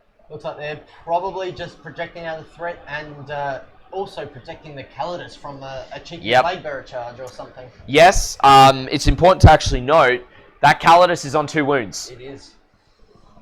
It is on 2 wounds now, so... needs to definitely protect the protect that. So if I just get rid of that, back to the top down. So yeah, we're seeing some shooting now coming in. See how much is actually going to get done. There's one failed save somewhere by looks. Yep, it's on the Flamers up in this side of the field. So I'll actually swap cameras here and we'll go over to that side of the field for you guys so you can see what's going on where.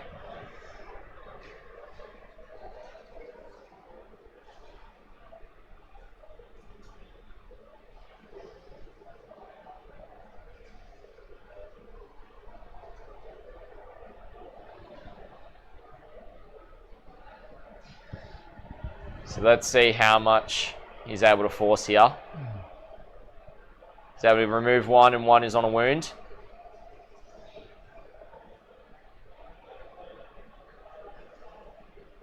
Yeah, it could be possible, Reagan. Could be very possible.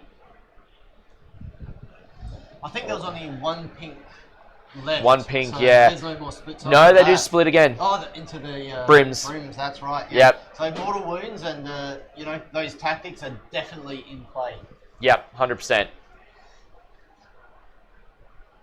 So those Flamers are basically dead, and they probably got shot to death from the Indominate Kill Team. Which is really solid. So we're going to see some other shooting now. By looks, it is from the JPIs into the what do you call it, into the horrors, and I think that was a grenade because Callum actually has no CP. So 0 CP now with that grenade going in.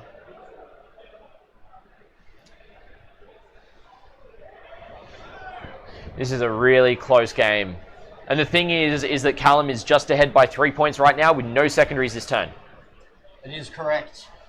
So unfortunately, he does have to finish his turn 5. Yes, that is the important thing. We finish our games, I don't know what the word is, like cohesively, constructively, and to the end. To the end. To a natural conclusion. That's the exact phrasing I was looking for. Play the best Warhammer we can, but yep, 100%. Sometimes the clock's the clock. Yep, definitely agree.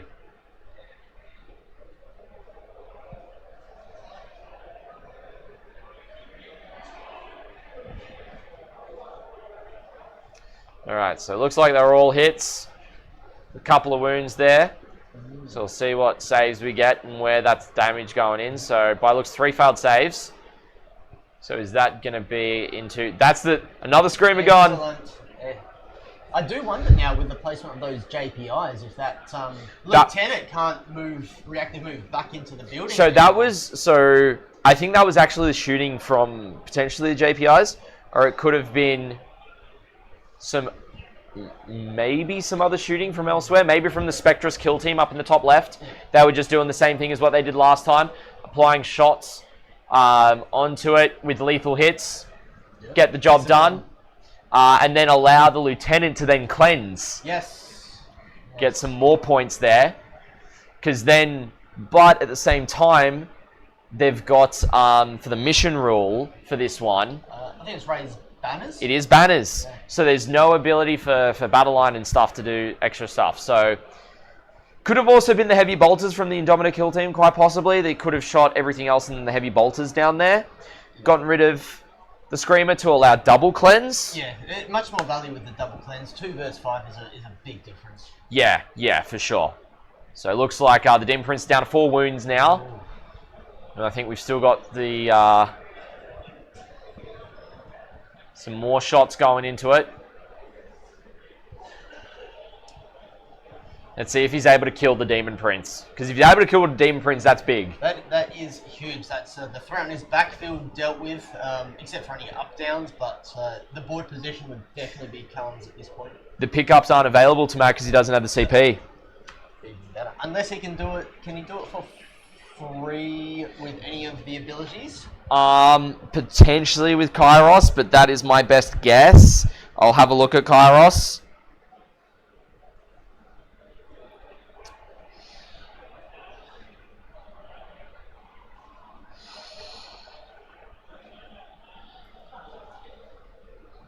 No, Kairos doesn't have that ability, so...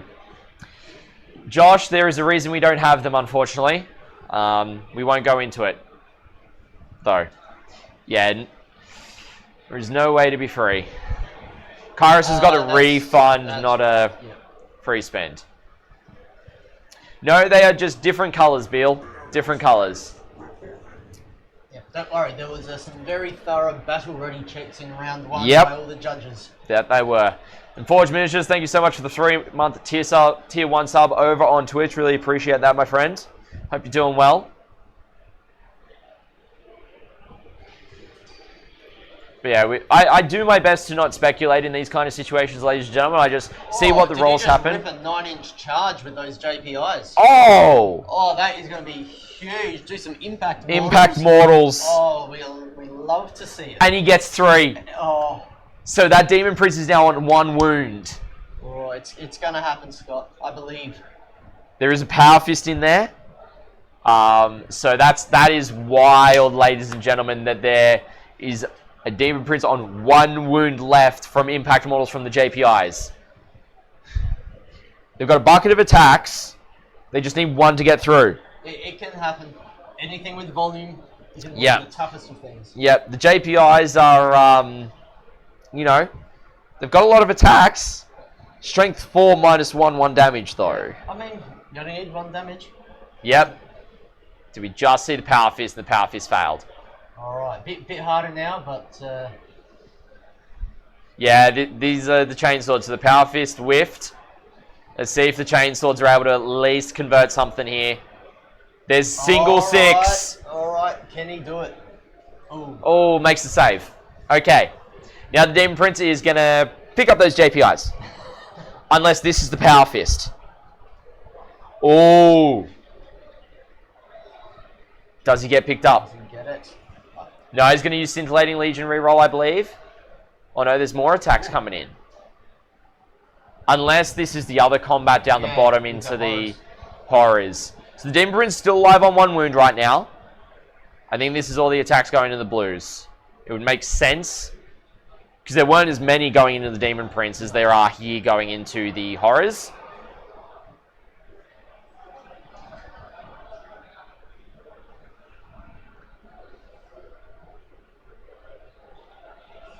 Okay. Oh, this is absolutely wild, everyone. Yes, definitely. Yep. That roll was into the... I'm going to rotate this to the other side so we can actually see, guys. Onto the blue horrors that were there. Alright, so... Not too many left after they did some things, but there go the brims. Definitely some splits there.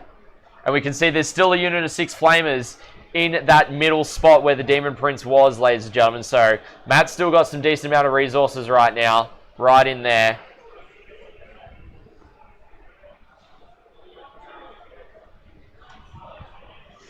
So now he's getting his attacks back.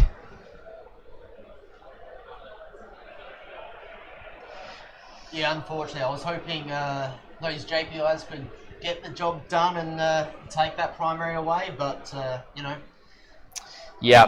Pinks be pinks. Yes, they do. That they do.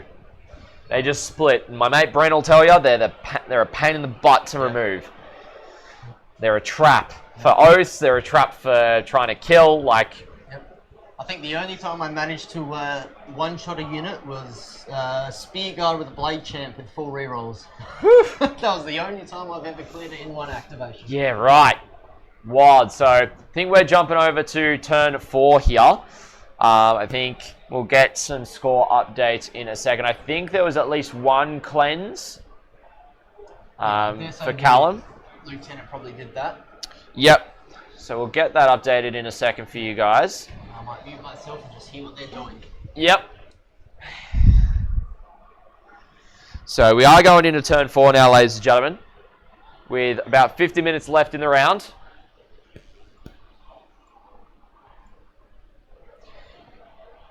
Looks like Callum goes up to a CP.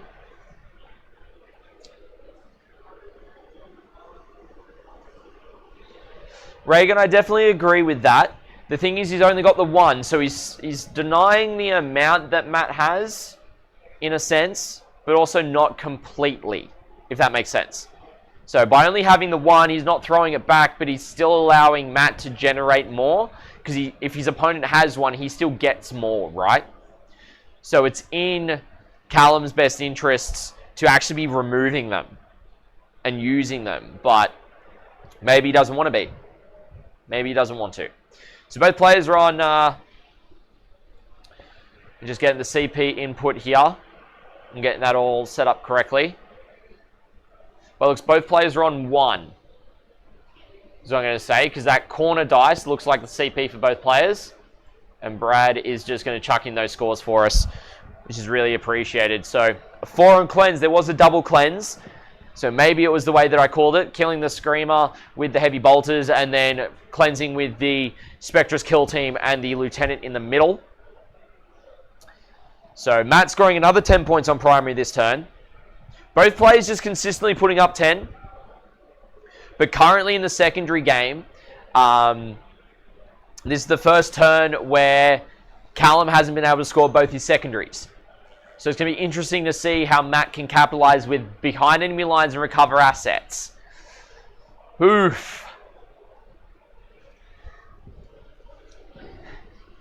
So behind enemy lines and recover assets for Matt. Oh, there's not a good draw for what he wants to do at this point in the game, to be honest. Yep.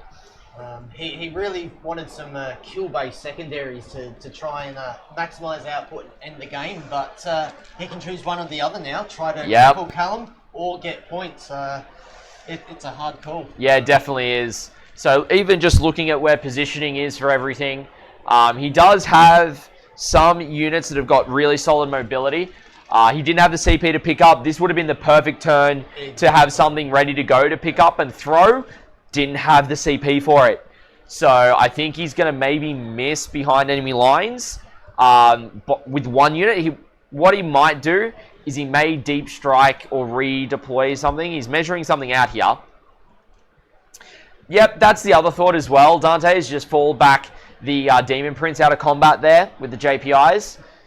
Get into the deployment zone and just stand there and go, cool. Yeah. But he will need to take a leadership test on the Demon Prince, and if he fails, yes, he still has to desperate escape. Yes, definitely agree. So seeing some flyover mortals happen onto the Spectrus kill team, I believe, from the Screamers. Yeah, Horizon, it is a tight game. It is a very tight game. And hopefully we reach an organic conclusion to this match and we don't see anything dictated by the clock. It's never a nice feeling to end a super major on that note, but you know, there are clocks for a reason, and different people play it with different intent, so we just have to see how this ends. But hopefully Callum just is planning his turn right now while Matt's 100%, and he can just execute and focus to the focus in as quick as he can. 100% agree, because on the clock he's got 8 minutes. Yeah, or that is rough. That is rough. Is that 8 or is that 16? It's definitely 8. I had a peek when I was out there. You can zoom it in. Yep, 8 minutes, 34 seconds. Matt's got 23.5 minutes. Yep. And that's actually, they started the clocks early. But, you know, that was their choice. So, we can see with the TOs, like, if they started the round on time and there's 31 minutes left on the clock, there's actually 46 left in the round.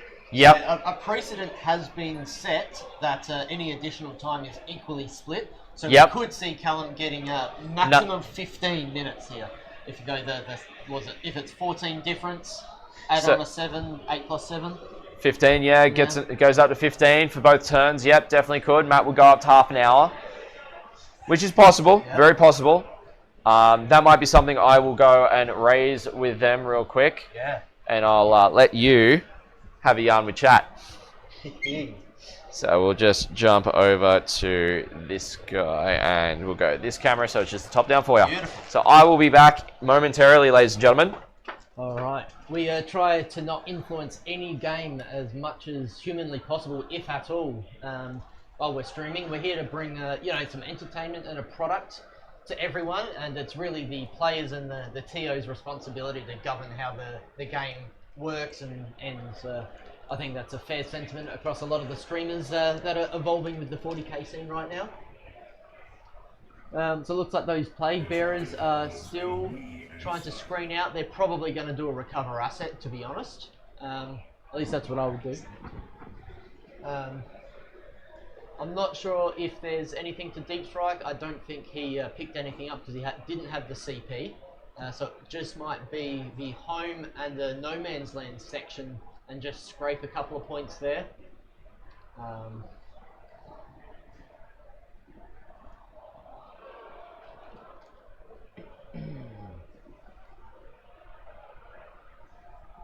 And Matt's there, what's he doing? Moving a chariot out to the centre, trying to force Callum to put some shots, put some damage into that, so he has to dilute his shooting into that. Otherwise, he's not winning the primary battle either. Thanks, Jay. There's a lot of people here in the same boat. A lot of hobbyists. We had best painted, best presented, hotly contested. But usually some of those don't make the top stream, just with the differences in nature of these players. But yes, the The painting and the hobby is a beautiful thing to behold sometimes.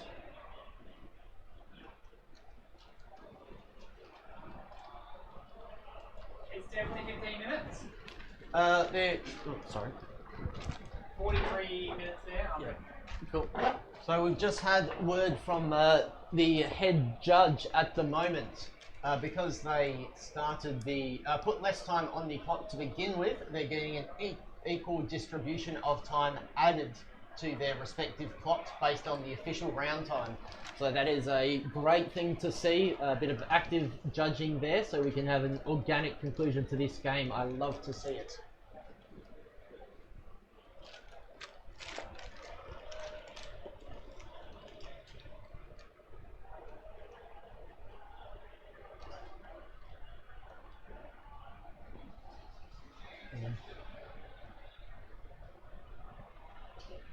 It looks like there might be some sight lines and ranges being measured out at the moment. Maybe Matt wants to shoot through the chariot or shoot through a demon print potentially.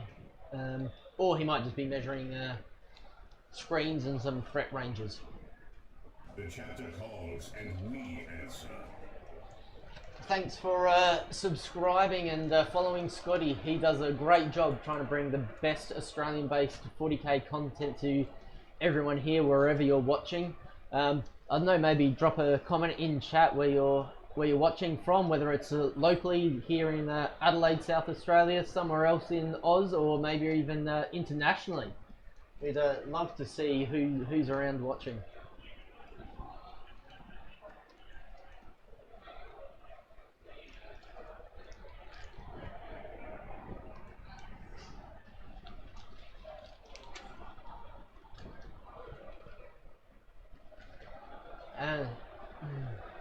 Yes, Cadia watches and Cadia stands. I don't care what Abaddon or a Crusade did, they'll live on forever.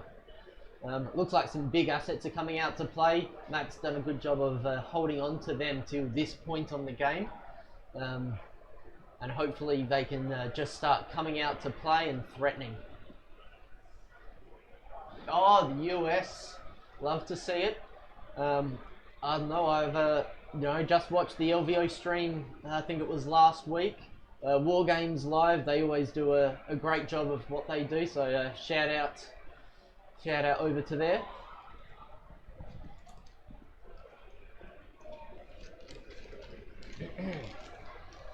And I believe as well, in terms of what the big bickies are, what these guys are all playing for is a trip paid for to the US with a golden ticket to the World Championships of Warhammer. So, it's a big prize, $2.5 grand worth of prize money, I think, as well to boot, free flights. So, some real high stakes gaming going on here for a chance to be the new Warhammer World Champion next year as well. And we've got Scotty back with us, so thanks for putting up with me. Welcome in, ladies and gentlemen. I'm back. Hope you guys have been enjoying hanging out with Brad for a bit. But it's been good, so how are things looking? Soli's just moved into his shooting phase at the moment, okay. I believe. Demon Prince does not look like it fell back. I don't think it wanted to risk a desperate escape, or he just wanted to mint some JPIs and go on a run. Yep, that's very fair. Good call. What's interesting though, if he does mince the JPIs, would be if he consolidates into the aggressor or not, because then the aggressor will get to strike back into him. Yes. And the aggressor is probably the single close combat unit in that region that has the best opportunity of killing it. That is a because it is tool. Strength 8 twin linked. Yep. So, very simple. It's only got 3 attacks, but can do it. Yeah, I'm not sure that Demon Prince wants to move. It doesn't have any shooting profiles, does it? I think it's got like a combi bolter or something along the lines. Yeah, not enough to Forge bolter, I think. Yep.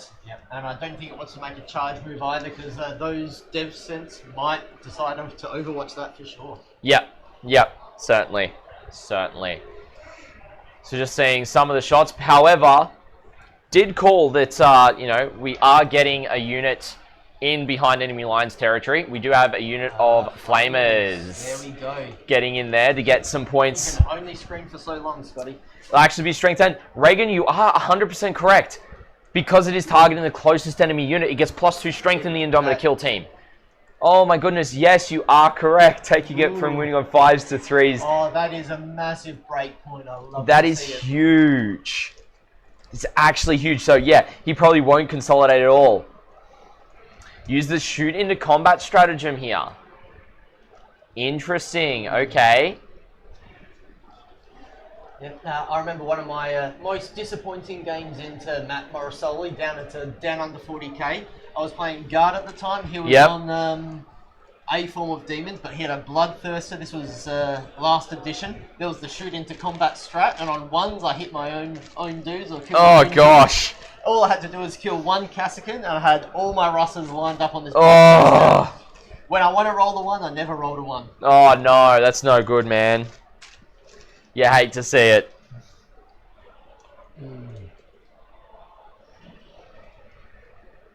Oh, but I don't know, Scotty. How quick do you think the Nerf Hammer bat might come out if we get 2 Deathwatch wins at majors in a row? I wouldn't be surprised if we see something happen in March. Yeah. The I can see Deathwatch. that. Honestly, Like, I think Deathwatch should almost be removed as a link to Space Marines and be a standalone codex. It's the only way they can balance I it, think yes, but at the same time they need to give more Deathwatch specific units then. Yeah. So, you know, can see that. have their own Deathwatch version of, say, Assault Intercessors. Yeah. Have their own version of, like, not necessarily everything the Marine Codex had, because that was what the Codex was like back in, like, 9th and 8th edition, was that within the Codex, you had a certain number of regular Space Marine units that were just Deathwatch versions of that.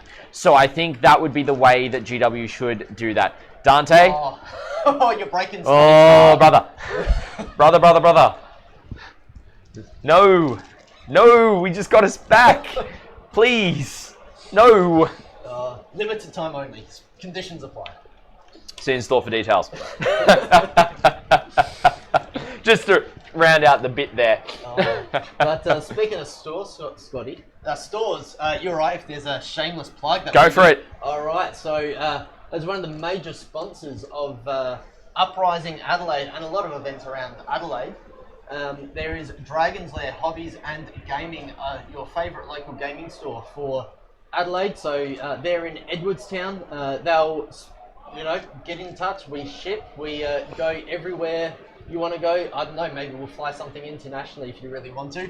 But without stores like that which sponsor events, there's about $7,000 worth of prizes they're giving out. So they're doing their bit for the community and really trying to make this a destination event with real good prizes. Yeah, for sure. For sure. So, Deathwatch can teleport him in and out of Legends with every slate. Oh, Ash, don't say that, please. Please. Not for my sanity, please. I don't want that yo-yo of emotions every 3 months. Oh, I don't know. I'm going through that yo-yo right now, just in the 3 hours that we've got here. Yeah. So what we're seeing here, we've seen some stuff getting removed here. The JPIs are gone with the Demon Prince here, and starting to see some other attacks come in. Oh, goodness me. Oh, did those Flamers just make a charge into the home field? Yep, they just went into the intercessors down there, which is huge. Now, is any of those Centurions on that objective? Nope. I don't believe so. If we have a look at... Oh, yes, we have one. So one. So okay. OC2 all on there as well. So you're telling me there's a chance? Yes. I'm telling you there's a chance. A very big chance that he might be able to take it. Yeah, I know. Just saw it. It'll fix itself. Whether it does or not, we shall see. So we know stream went down, guys. It's the last day. I don't know why it's doing this. In future events, I'm just streaming to YouTube. I won't be streaming to Twitch, so it'll be a lot easier to manage, thankfully. But yeah, I've got no clue as to why that is just cut off once again. Once again. Like, Restream is getting a request for a refund from me. And then, yeah. So it's not even going out to Twitch either. So, we're going to do, I'm going to check first the phone, make sure it is connected still, which is good. Just means that we do that.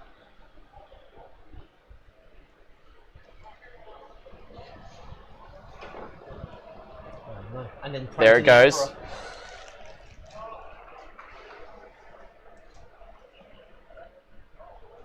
It's connecting, connecting. So whilst that reconnects, chat, we'll keep on going through. So it looks like, oh no. I think Callum just picked up the Indominate kill team. Ooh. Gosh, you're kidding. Why you do this to me? It's decided to do the shit thing again. Stream cursed. Can confirm. Can confirm.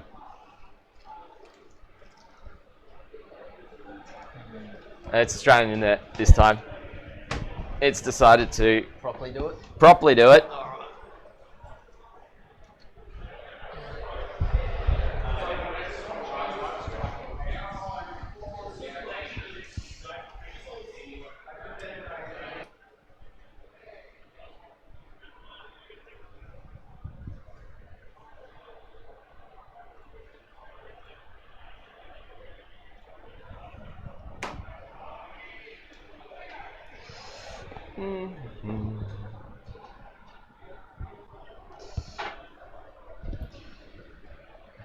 Alrighty, chat, we should be back.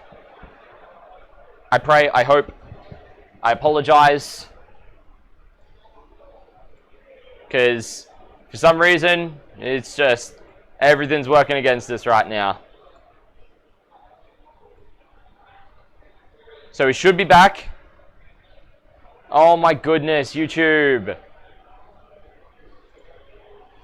Why?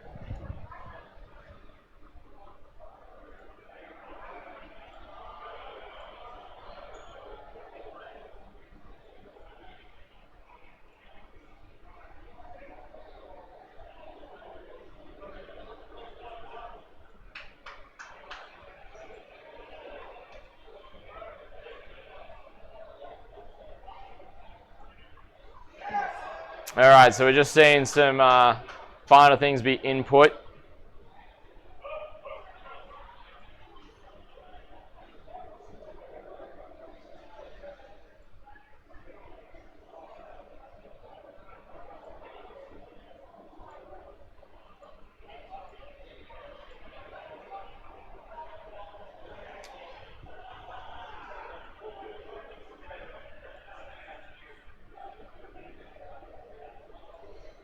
Should be back up now, guys. I did change it to public.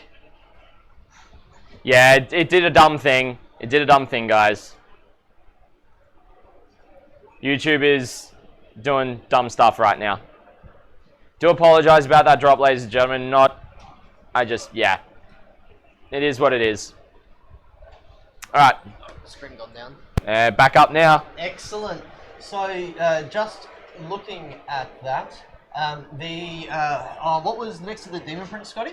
The Aggressor. The Aggressor. So that found a Battle Shock in shadows. Oof. So it died and got removed from the board. Oh no. Not looking good for Deathwatch right now. Yep, they've been holding on valiantly. They got a good secondary draw, so yeah. No extend battle lines. It's pretty easy one to get for 5 points. Yeah, but annoyingly, I don't expect Flamers to do much in combat, but if he falls back, then he's going to get overwatched like you would not believe. Yes. And you've also got the Flamers Poise to take the home, the Demon Prince to take the home. Yeah. It's not a good position to be in there. The other thing that I will mention is you have got the Centurions down on Matt's side of the field. Yes. Is the other thing. So they are right there. I think he's trying to put some shots into the chariot.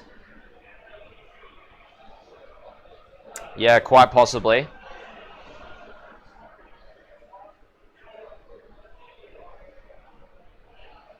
Yeah, more than likely did overwatch the lieutenant there.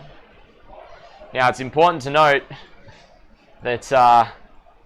Well, now that he's overwatched the lieutenant, he could be free to fall back with the dudes on his home field. Yep. Down to 1 CP for Matt now. Callum's on 0.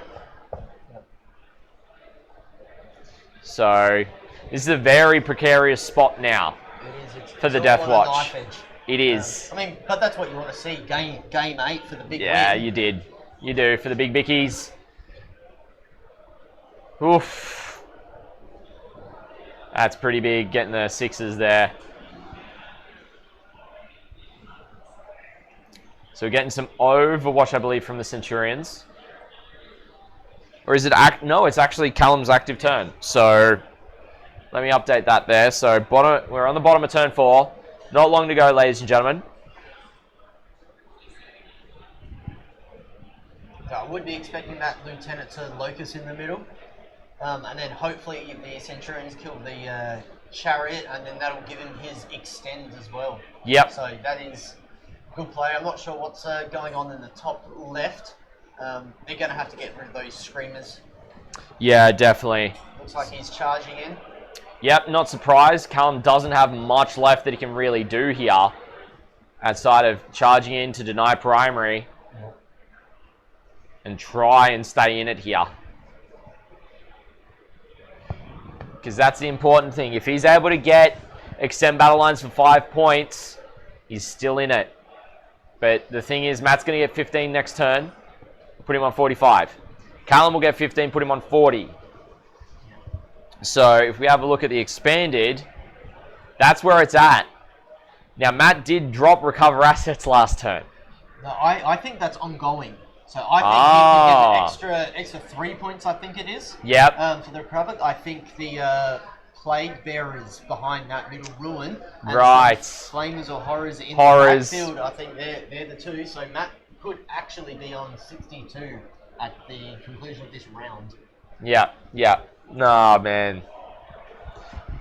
Oof. Could see a pretty big swing here then. But both players doing quite well at this point. We'll see how much damage the Indomitor kill team's able to do into the Screamers. Which looks like it's a lot. There's 1 Screamer left. There was 3 or 4 previously. Alright, that's what you want. Points win games, but Jesus, it might be point wins games yes. In this case. Down to the point.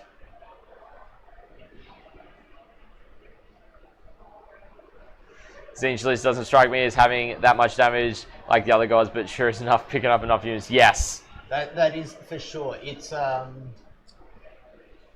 do you call it? It's not obvious. It's very hidden in how much damage you can actually. It requires a skilled pilot. It does. High skill level, and it's very good when it's focusing in on a couple of things. Yep, definitely agree.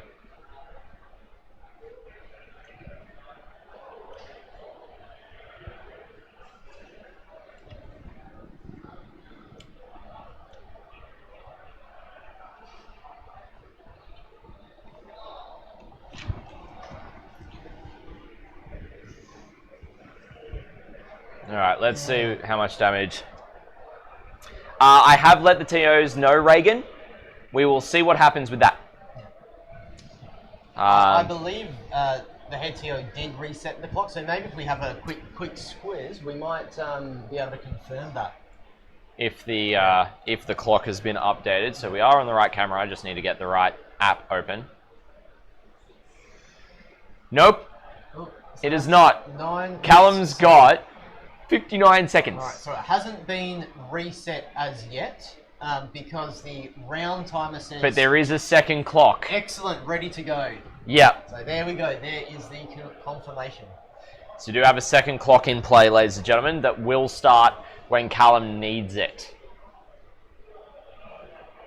There we go. There's the swap.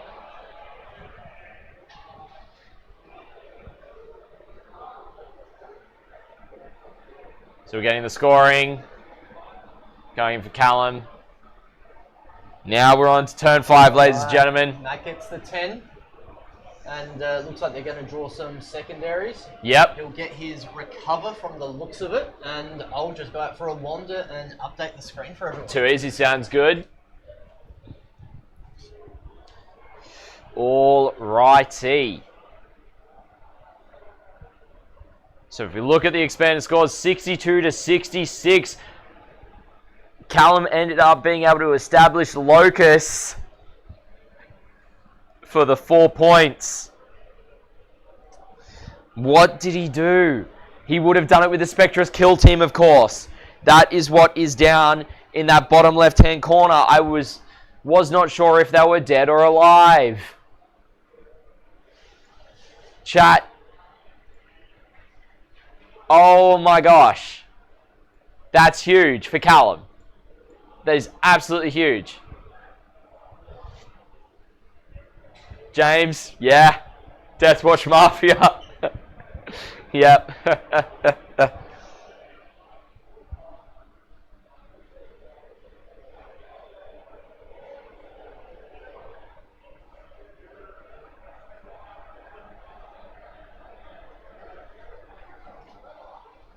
All right, everyone, we are back.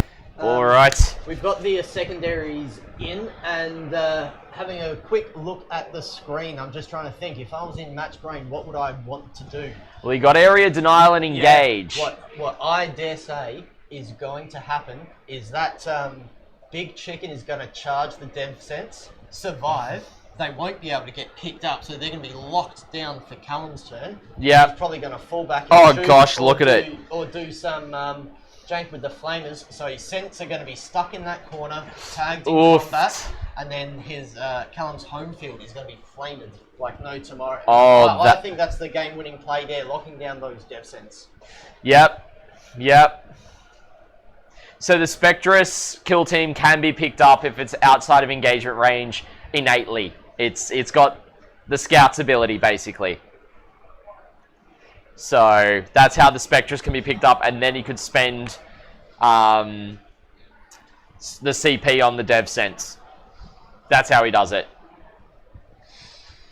Yeah, I think the tide has just shifted towards Zinch here. He's going to tie up enough units, kill up enough units, and I dare say Callum might be scoring a 10 on his turn. Yeah, quite possibly. So we're seeing the Plague Bearers finally come out. Turn 5. Yep. But that's their job.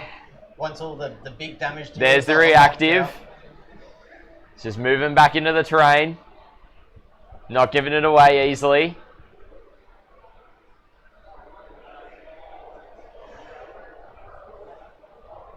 Matt doesn't seem to be on any CP, so it looks like he is... He might be on 1 potentially. Yeah. We'll leave that 1 up for now, but he could be on 0. He might have spent 1 for fullback and shoot or something with the flamers potentially as well. Yeah, quite possibly.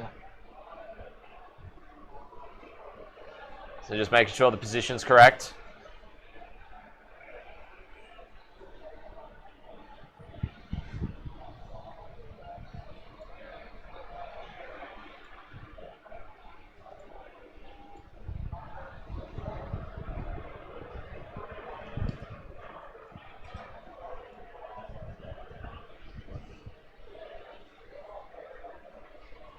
Yeah, Dante, 100%. Yeah. I almost think that might be a foregone conclusion at this point. I think so, yeah. Which would suck, but it is what it is. And if he hands him a 5, that might be... Well, no, here's the thing, Dante. He scores bottom of turn. Yeah. So he can still... potentially do something. In the centre, you've got a combi lieutenant that can't out-OC the Plague Bearers. No. If his home field won't have anything, the Centurion does will be locked down. And Yeah. you've just got that kill team in the top left. So Yeah. he might have just done enough to deny effectively all primary, but maybe one objective. Yep. Maybe has done just enough in this one. Just enough. There's still a long way to go, ladies and gentlemen. We're just sort of theorising and sort of talking amongst ourselves. What would we do in this situation? But, I don't think there's much you can do. Yeah. Like, there really is not that much you can do, particularly when your units are going to get tied up in the way that demons just have those resources that can be thrown where they need to be. When they need to be thrown in those spots. Deathwatch are limited resources, like... Very, very interesting indeed. The one thing we can say for certain is the demons list was definitely expertly piloted. The resource management was it was done very well. Yeah, yeah. Dante, exactly. If he kills off the home, ties up the sense, he's just lets him have that objective that's up the top near Kairos. Unless Kairos decides he wants to go in and hit stuff with his staff.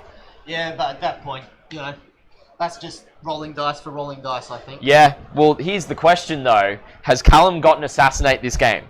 I don't believe so. No. Okay. So, this is pretty interesting. Matt's probably going to score max on Engage here, which is 4 points. And he's going to score Error Denial for... Is the Combi Lieutenant alive? Combi Lieutenant is alive on 2 wounds. But not within 6 of the centre. He might be within 6 of the centre because I think they were measuring to make sure that he was. So it's going to be a small Error Denial for 2 points, put him on 7, which is going to end him on 79. Alright. So that means if Callum gets A 5. 5 on primary, So he he needs to get gets 8 points to win. and he gets Assassinate. He needs, what has he had? So, marked advanced plans, no prisoners secured, defend, establish. So, something like containment. He doesn't want containment because No. it's action. You want to So kill host. he wants... Assassinate no prisoners, maybe? Yeah. No, yes. Assassinate no pris will give you 7. Even they bring it down? Bring it down to be better. Yes. No, he's already had bring it down for 0. So he wants something that is Assassinate and something that he's going to be able to get some additional points on. Well, imagine trying to figure this out when you're actually playing this game, Scotty. Yes. What secondaries can I score? What's in the hand? Yeah. So, yeah, I think he has to go and try and kill It looks like Weaver. he might have charged the Combi Lieutenant there because to be within has 6, to. he has to be within an inch of the wall. Yep. Yep. Yeah, this is going to come down to the secondaries that Callum draws. You more than likely will get 5 on primary. Oh no. Oh, he has charged in. He is doing the full send and locking everything down. Actually, Reagan, that is such a good call, but I think he has not had behind enemy lines. Okay. So assassinate behind enemy lines. He needs to get those 2 secondaries and not have because let's have a look what those... So behind enemy lines is worth 3 points for 1 unit. He's already had bring it down though, Dante. That's the thing. So he needs to get behind enemy lines and assassinate to even have the chance and have the Centurions survive against the Lord of Change. I think the Centurions survived the combat. The main point was Matt stopping the up-down. Yes. So it wasn't about trying to kill them, so I think that resource will be there. Blade, no prisoners is also an option. But then you have to kill probably 2 units. Is it? It'd kill be 2 one for units. 2, so you have to kill 2 units. Units to for get 4. So, okay, so 79 points. So we get 5 points on Callum. That puts him up to 72, which means he needs to get 7. So to tie the game, it would be with Assassinate and 1 no prisoner kill. If he gets Assassinate behind enemy lines, he can win the game by 1 point. If he kills Kairos Fate Weaver. It's a big ask. It is a huge ask, and you know they're very durable. And then CP rerolls, any flux tokens, 18 to 20 wounds for up involved. It's a godly ask. Yeah. But the Demon Prince is on 1 wound if anything can get to it, which it probably cannot, given the... No. No, it can't. So we're seeing some combat here with Kairos. Sorry, wrong end. We'll put the camera across over here. So... Oh, you are correct, Reagan. Yes, the Plague Bearers, they are battle line, so he'll get an extra banner point. Oh, for 81. That's just been put in. Is the game out of Callum's reach? It might be. It could quite possibly be. But this has been absolute top-tier competitive Warhammer play down to the wire. Yep, using all the time available.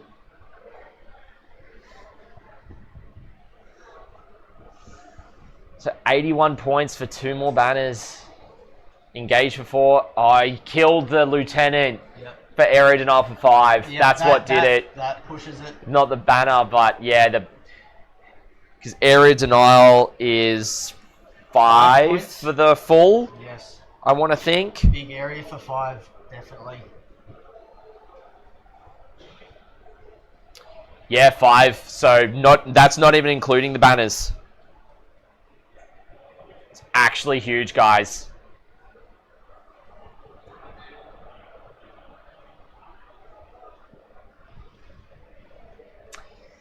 Yep, Dante, that is the one thing about Deathwatch, is that you have no ability to fall back or do anything outside of lieutenants and units. Because lieutenants give you, just regular Primaris lieutenants give you fallback, shoot and charge. Or you've got a, the one unit that Callum doesn't have is a Watchmaster that allows you to advance, fallback, shoot and charge. Oh, do all of the things. Yep. Just do it all. It's the Deathwatch's version of Manius Calgar. Yeah. Okay, so looks like there's been some punches going into Kairos here.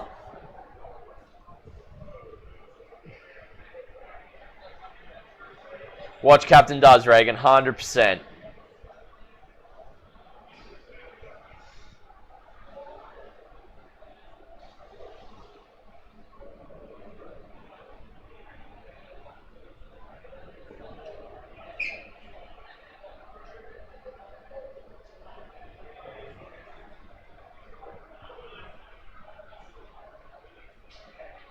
Well, I wonder what would be going through Callum's head right now. Yeah. Unfortunately, watching it slip away, he was in such a strong position. He was. And, still hats off to him. Second Super Major, you can't be disappointed with that. Oh, 100% not. You'd be racking your brain trying to think, what could I do? What could I have done differently? Where did I lose points, give away points? Yep, definitely agree. Oh no, there was the battle shock. Yep. And there goes another aggressor. Overwhelming force! Oh! No! Well, he can choose to ditch it. He can, he's got the CP to do it. And secure no man's land. Oh, no. By the looks of it. That's unfortunate.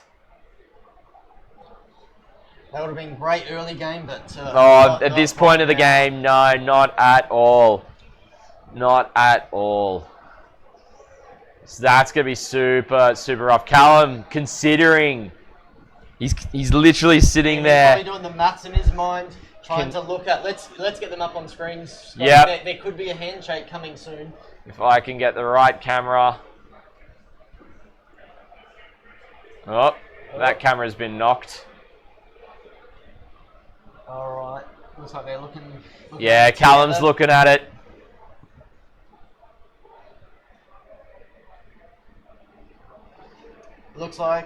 Looks... Josh will chuck it in for us more than likely. Being right there. He did cycle and got defend. Even worse. Yeah, that's game. Here comes the handshake, everybody. More than likely.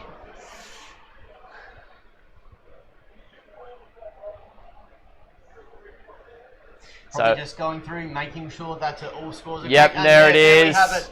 Alright, we have Scintilating Legion Scintilating Demons, winner of Adelaide Uprising. Yep. Second place, we've got Callum German. Yep, German. Yep. Deathwatch. Callum German coming in second. with Deathwatch, which is great to see. It was a great game, even without having the player commentary. Player we did our mics. best, so hopefully it did the game justice. It was definitely a high-level skill game. Oh, that's for 100%. sure. 100%. So, yeah. I think there was no way for Callum to get more than 75 there, which is really good. But, yeah, that is going to be it for our coverage of Adelaide Uprising, ladies and gentlemen. All right. So, as the guys are packing down, I've just got to make sure I get the right source here, because sometimes it decides, no, I don't want to do this. Yes. As you can see, the venue's getting packed down. I want to thank each and every one of you for joining us in chat despite all of the technical difficulties. What a game to finish the event on. You couldn't pick Scintillating Legion to win here. No, albeit the head TO did pick Demons. He did. Maybe that's a 50-50, but who knows? Maybe he thought it was going to be Slanesh. You never know. Yep, quite possibly. So, hope you guys did enjoy the stream. Make sure, if you haven't already, if you're on Twitch, drop a follow over there. If you're on YouTube, hit the subscribe button. If you enjoyed any of the streams that we provided this weekend, hit them with a like, leave some feedback and stuff. Always greatly appreciated, guys. Everyone who's followed and subbed on YouTube, really appreciate you guys. Those who gave bits and subs on Twitch, you guys greatly appreciate, and the gifted memberships over on YouTube as well, as so good. And Brad, thank you so much for jumping on with me for the last round. Really appreciate that. Cool. And everyone, thanks to Scotty. We wouldn't have this Warhammer coverage without guys like him. So give him a like, give him a subscribe. As he said, he does a great job for everyone that wants to watch. Yeah, thanks, brother. So that is going to be it for us here. I'll get some music to go up for you guys so that, you know, it's not just silence as we end. I will get that going here in a second. Okay, so Tyler, who we had on stream last round, beat Reese Cunningham for 3rd place. Oh, that is a huge result. Yeah, so that's your top 3, ladies and gentlemen. Matt Morosoli, Callum German in 2nd, and Tyler Walsh in 3rd with Necrons. Excellent. So really good. But yeah, thank you to everyone for joining us. Hope you have a great rest of your morning, afternoon, or evening. We're going to start packing down here, and we hope to catch you at our next tournament coming up in a couple of weeks' time at New South Wales Masters in 2 weekends. Legit. It's like a week and a half away from when we start doing stuff for it. It's wild. So I hope to catch you then, team. See you soon.